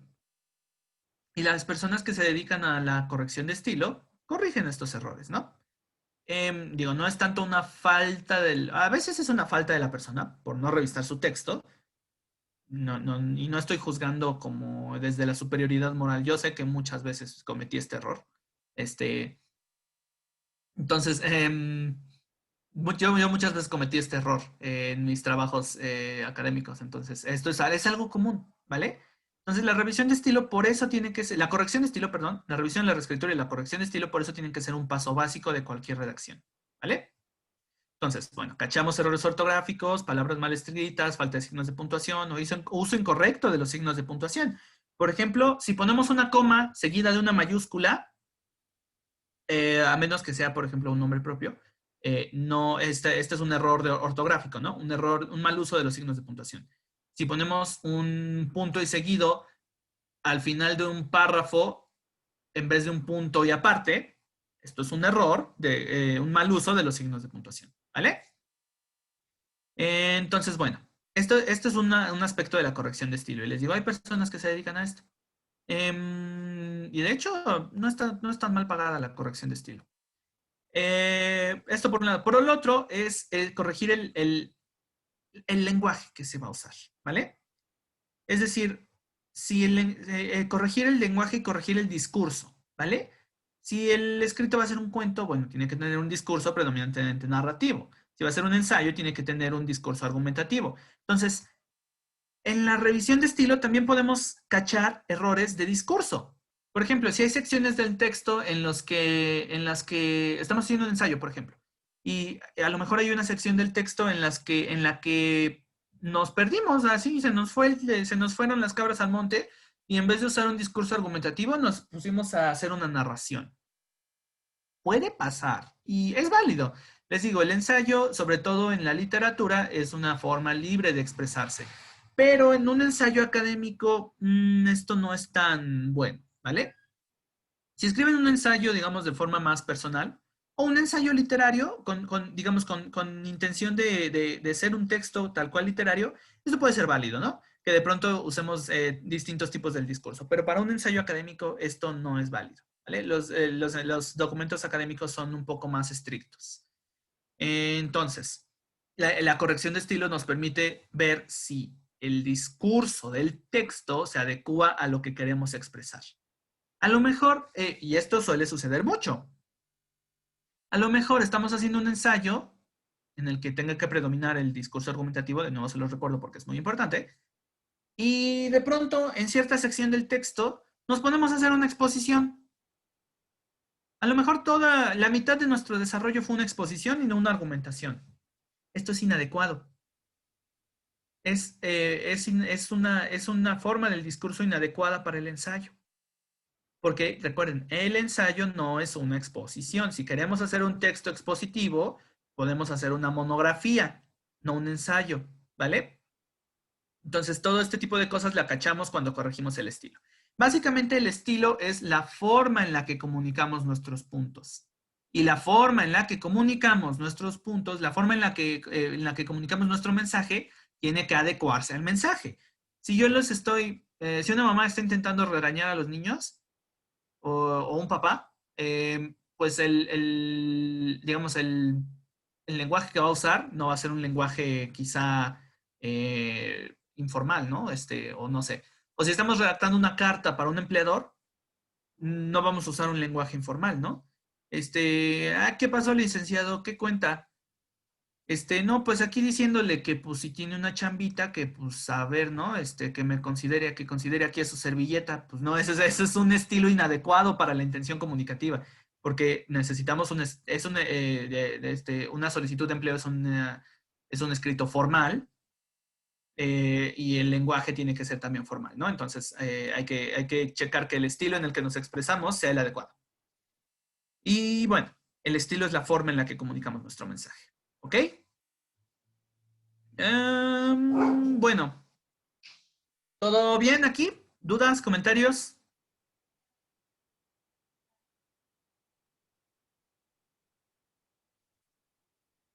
¿Vamos bien?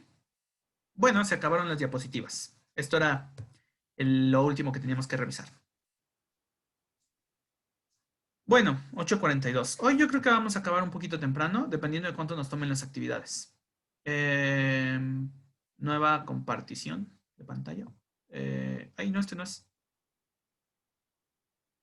Bueno, vamos a pausar la pantalla.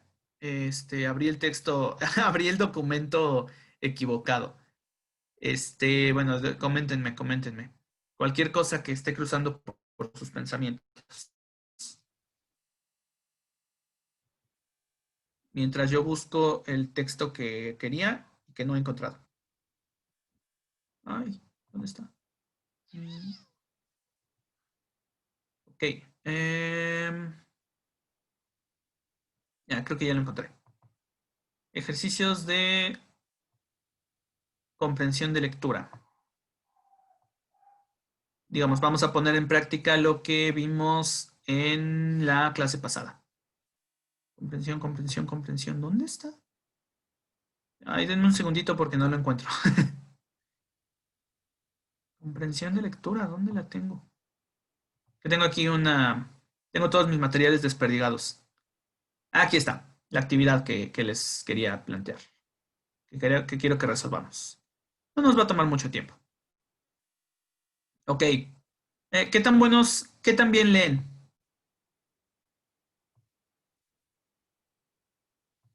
¿Qué tal se les da la lectura? ¿Leen de forma fluida? Eh, bueno, primero díganme, ¿se ve la actividad? ¿O siguen viendo la presentación? Ay, no sé qué pasa. ¿Se ve la actividad de lectura o se ve la presentación todavía? ¿Qué es lo que ven en sus pantallas?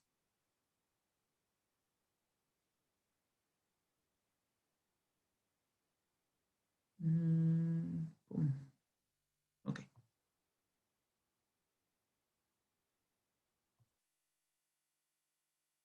¿Ven un PDF? ¿Ven el PDF de juegos del lenguaje? Necesito saber porque a lo mejor les tengo la presentación y me pongo aquí a leer y no están viendo lo que estoy leyendo. Ok, sí la ven, perfecto. Ahora vamos a ver la vista. Modo de lectura. Muy bien. Bueno, esta es una actividad de comprensión de lectura. Entonces, em, ¿algún voluntario o voluntaria? ¿Alguien que quiera leer? Anímense, ándenles.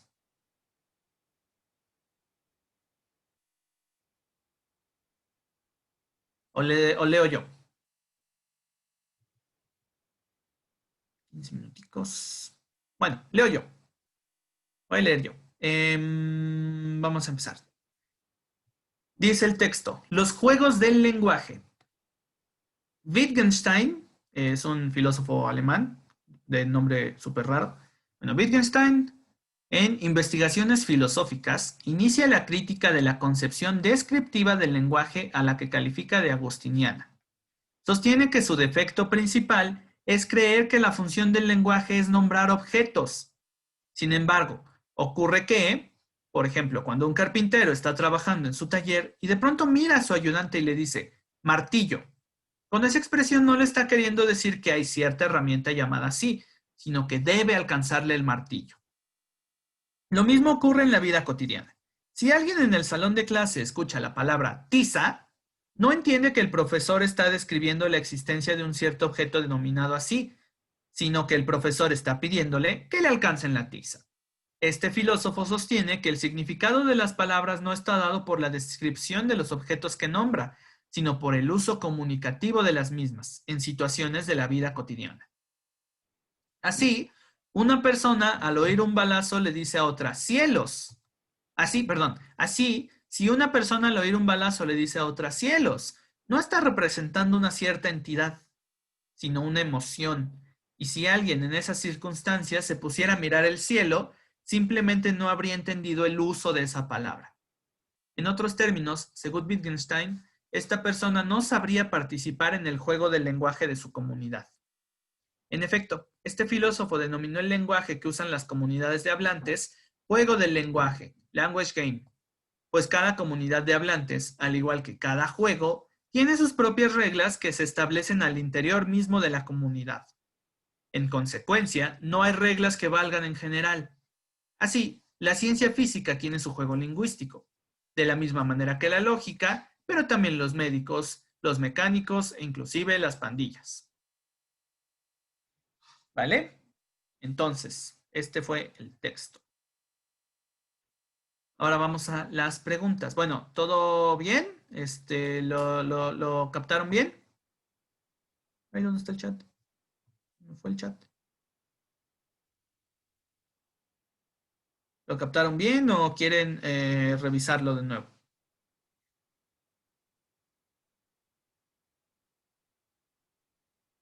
Bueno, parece que todo bien. Ok, continuamos. Ok, entonces, vamos a las preguntas. Y dicen así. Ay, no las veo, espérenme un segundito. El enunciado que mejor resume el texto es A. El aporte de Wittgenstein a teorías descriptivistas del lenguaje. El lenguaje tiene como función principal nombrar cosas. Wittgenstein y los usos del lenguaje. El uso peculiar del lenguaje en San Agustín. El cuestionamiento a los nombres de las emociones. ¿Cuál es el enunciado que mejor resume el texto? Es decir, ¿cuál es el enunciado que se relaciona con la idea principal del texto?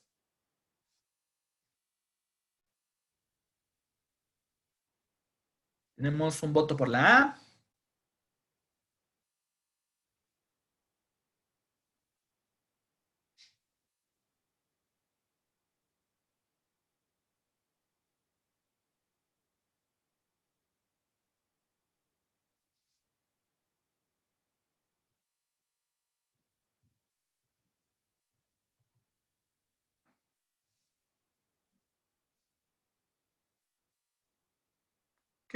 ¿Cuál es la opción correcta?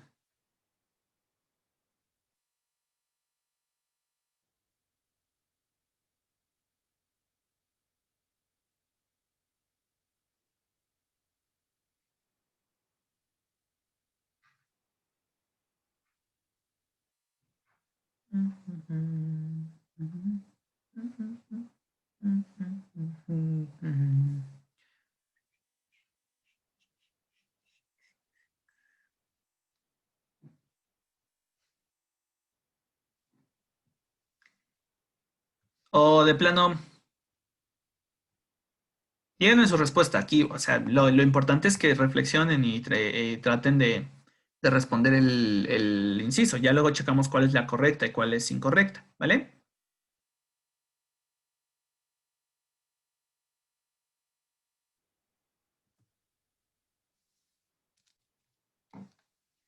¿Cuál es el enunciado que mejor resume el texto, el que se relaciona con la idea principal?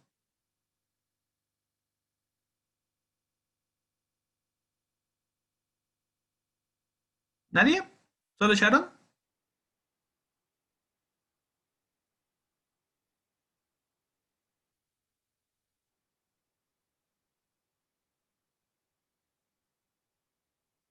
Damos un poquito más de tiempo. A lo mejor está complicado o no.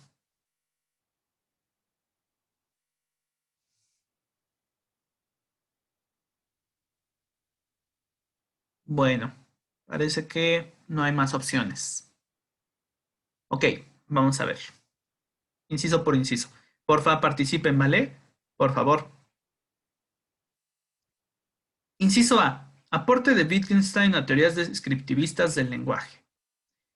Esta no es. ¿Por qué? Porque fíjense en el primer párrafo. Dice, inicia la crítica de la concepción descriptiva del lenguaje. Entonces, si está criticando la concepción descriptiva, o sea, la idea de que el lenguaje solo sirve para describir, no aporta a la teoría del descriptivista. Entonces, eso es precisamente lo que critica, por lo tanto no aporta a esa teoría. Al contrario, ¿no? Inciso B. El lenguaje tiene como función principal nombrar cosas. No, porque justo lo que nos dice el texto es que hay usos del lenguaje que no necesariamente son para nombrar cosas. Fíjense aquí, Cuando un carpintero está trabajando en su taller y de pronto mira a su ayudante y le dice martillo, con esa expresión no le está queriendo decir que hay cierta herramienta llamada así, sino que debe alcanzarle el martillo. Entonces, no está nombrando un martillo, le está pidiendo que le alcance el martillo. Entonces, el lenguaje, la idea no es que el lenguaje tiene como función principal nombrar cosas. La idea es que el lenguaje sirve para más cosas, además de nombrar. C. Wittgenstein y los usos del lenguaje. Sí, ¿no? ¿Por qué? Porque primero pues habla de este filósofo, Wittgenstein. Y aquí en el segundo párrafo habla precisamente de los usos del lenguaje. Dice, si alguien en estas circunstancias se pusiera a mirar el cielo, simplemente no habría entendido el uso de esa palabra, ¿vale? Entonces, habla del lenguaje, de cómo se usa el lenguaje, además de para nombrar cosas, porque todos decimos, pues el lenguaje nos ayuda a referirnos a cosas, ¿no? Pero lo que dice este filósofo es que no, que sirve para más cosas además de eso. Entonces, Wittgenstein y los usos del lenguaje. La respuesta correcta es la C. La D, el uso peculiar del lenguaje en San Agustín. Es decir, ¿qué piensa San Agustín del lenguaje? Esto nomás lo menciona de pasadita y ni siquiera lo menciona directamente, entonces esto no. Y por último, el cuestionamiento a los nombres de las emociones. No, porque este texto no trata de las emociones. Sí, trata del lenguaje y sí habla por ahí de los nombres trata por ahí de cómo usamos ciertas expresiones para expresar emociones. Pero no tiene nada que ver con los nombres de las emociones, ¿no? No es un texto que trate sobre emociones. Entonces, la E no es. La respuesta correcta es la C, ¿ok? Pregunta número 2. Por favor, les pido que participen. Participar en un juego del lenguaje, recuerden este término que lo mencionó explícitamente. Participar en un juego del lenguaje significa A, seguir sus reglas, B, analizar sus nombres, C, describir sus objetos, D, asimilar sus descripciones, E, transformar su sintaxis.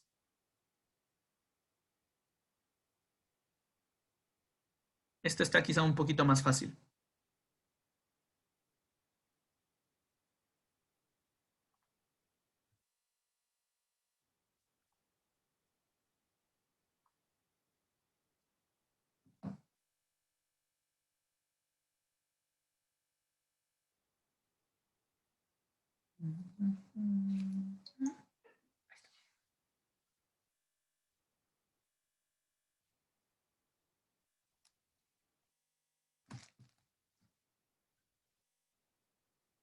¿Qué significa participar en un juego del lenguaje, según este texto? ¿A qué se refería con el juego del lenguaje?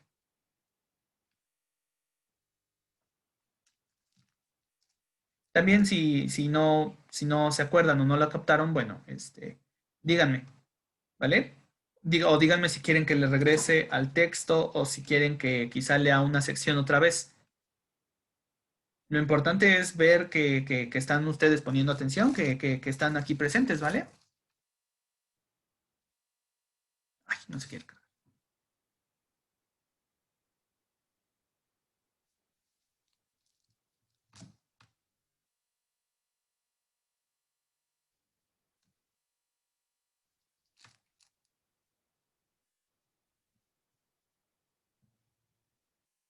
¿Cuál es la respuesta correcta aquí?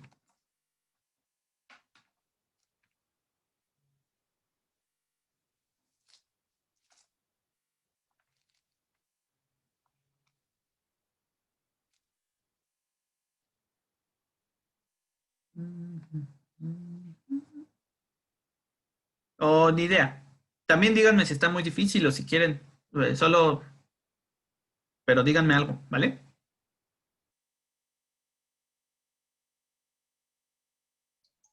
A lo mejor se me fue el internet y no me di cuenta.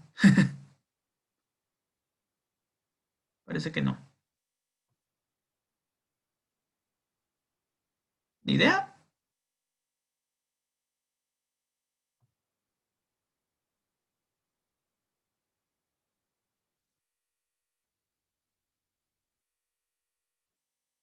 Bueno, vamos a regresar al texto. Vamos a leer el segundo párrafo de nuevo para ver si nos refresca la memoria. Así, si una persona al oír un balazo le dice a otra, cielos, no está representando una cierta entidad, sino una emoción. Y si alguien en esas circunstancias se pusiera a mirar el cielo, simplemente no habría entendido el uso de esa palabra. En otros términos, según Wittgenstein, esa persona no sabría participar en el juego del lenguaje de su comunidad. En efecto, este filósofo denominó el lenguaje que usan las comunidades de hablantes juego del lenguaje, language game, pues cada comunidad de hablantes, al igual que cada juego, tiene sus propias reglas que se establecen al interior mismo de la comunidad. En consecuencia, no hay reglas que valgan en general. Así, la ciencia física tiene su juego lingüístico, de la misma manera que la lógica, pero también los médicos, los mecánicos e inclusive las pandillas. Entonces, participar en un juego del lenguaje significa A. Seguir sus reglas. B. Analizar sus nombres. C. Describir sus objetos. D. Asimilar sus descripciones. O E. Transformar su sintaxis.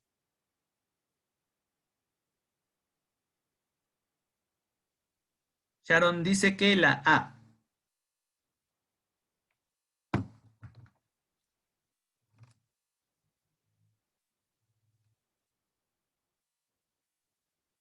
Sí, a veces en los exámenes hay que volver a leer las cosas, ¿no? Porque muchas veces la primera vez, quizá la primera lectura como que no sé, no la asimilamos muy bien, que digamos. Ok, nos dice Sharon que la A. ¿Quién más? ¿Qué significa participar en un juego de lenguaje según este texto?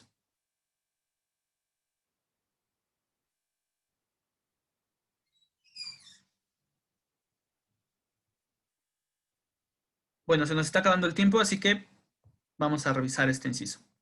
Dice Eric que A o D. Muy bien. Que la A o la D. Ok. La respuesta correcta es la A. ¿Por qué? Porque lo dice textualmente. Dice, cada comunidad de hablantes, al igual que cada juego, tiene sus propias reglas que se establecen al interior mismo de la comunidad. Es decir, los lenguajes funcionan como los juegos. El ajedrez tiene sus reglas. Y si movemos el caballo de una forma incorrecta, no estamos jugando ajedrez porque no estamos siguiendo las reglas del juego. Lo mismo en el lenguaje. Cada comunidad tiene sus propias reglas. Piensen, por ejemplo, en que cuando un mecánico te pide el gato, el gato no te está pidiendo un felino, no te está pidiendo a que le lleves un gatito ahí para acariciarlo, te está pidiendo el gato hidráulico, ¿no?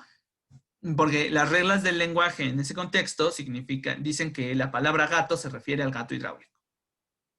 Entonces, por eso la respuesta correcta es la A, porque lo dice textualmente y porque, digamos, este es el punto del texto, ¿no? Que los juegos, que participar en un juego del lenguaje significa seguir las reglas, como en cualquier juego.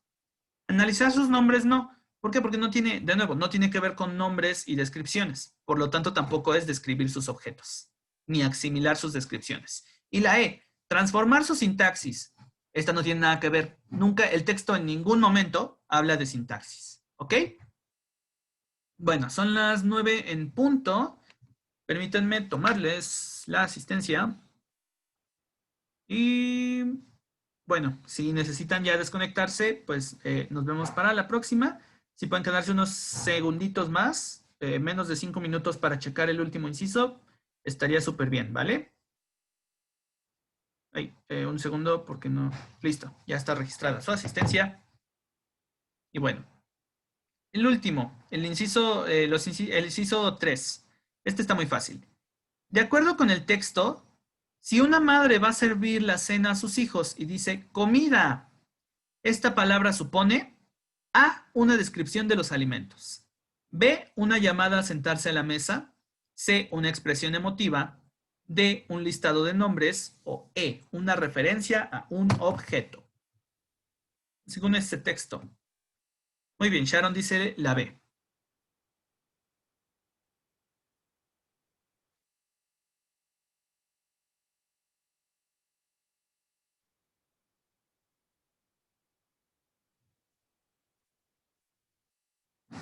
Eric dice la B.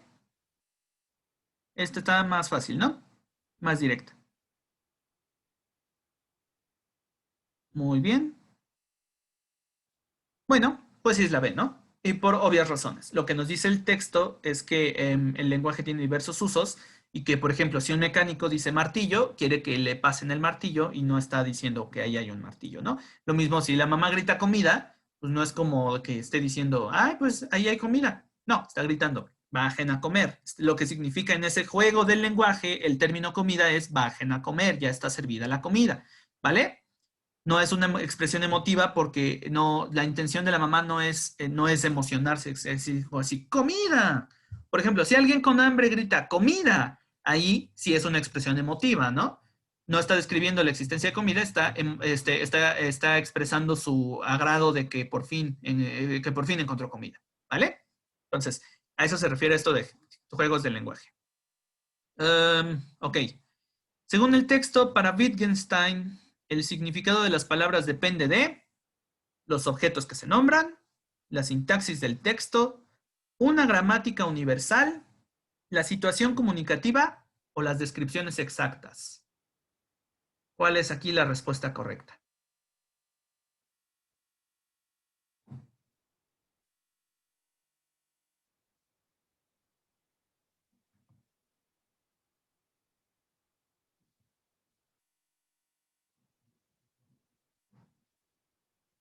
El significado de las palabras, ¿de qué depende?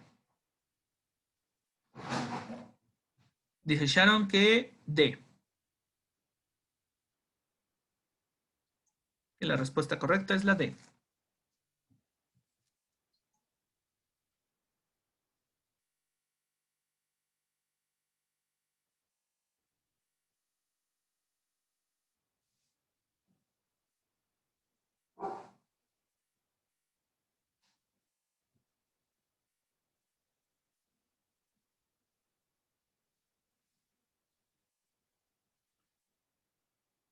Ok, nos presiona un poco el tiempo, así que vamos a continuar.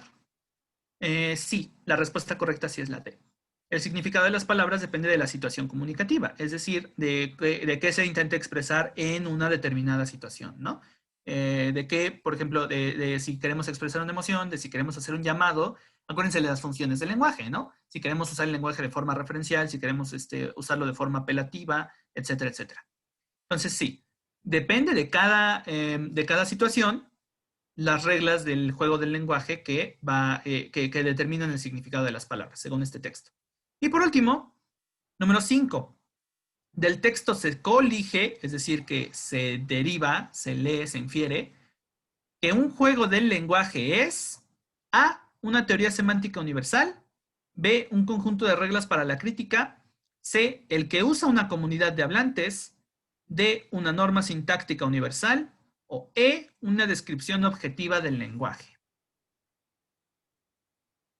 ¿Qué es un juego del lenguaje según este texto?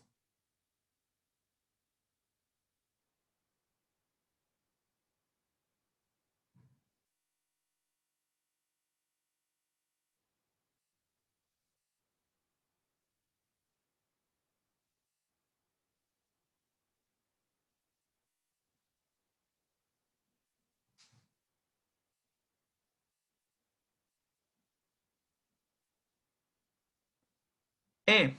Tenemos un voto por la E. Una descripción objetiva del lenguaje.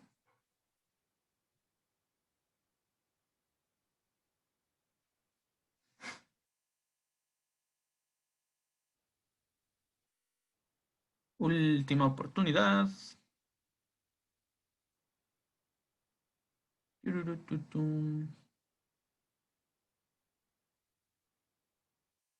Ok, nos presiona el tiempo. Entonces, la respuesta correcta es la C. Un juego de lenguaje es el que usa una comunidad de hablantes. ¿Por qué? Porque de nuevo lo podemos encontrar aquí en el segundo párrafo. Cada comunidad de hablantes, al igual que cada juego, tiene sus propias reglas que se establecen al interior mismo de la comunidad. En consecuencia, no hay reglas que valgan en general. Entonces, como no hay reglas que valgan en general, no puede ser una descripción objetiva del lenguaje porque cada situación distinta y cada comunidad de hablantes tiene sus reglas. Entonces, no hay una descripción objetiva del lenguaje que sea la misma para todos. Acuérdense que algo objetivo es igual para todos. Entonces, no es una teoría semántica universal, no es un conjunto de reglas para la crítica, porque en ningún momento se habla de crítica. El juego del lenguaje es el que usa una comunidad de hablantes, el conjunto de reglas que usa una comunidad de hablantes.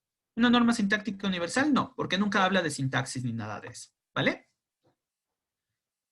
Ok, bueno, pues eso fue todo por hoy, ¿vale? Con eso terminamos. Y pues bueno, nos vemos mañana a la misma hora, a las 7. Y pues que tengan buen día. Les mando las presentaciones. Hasta luego.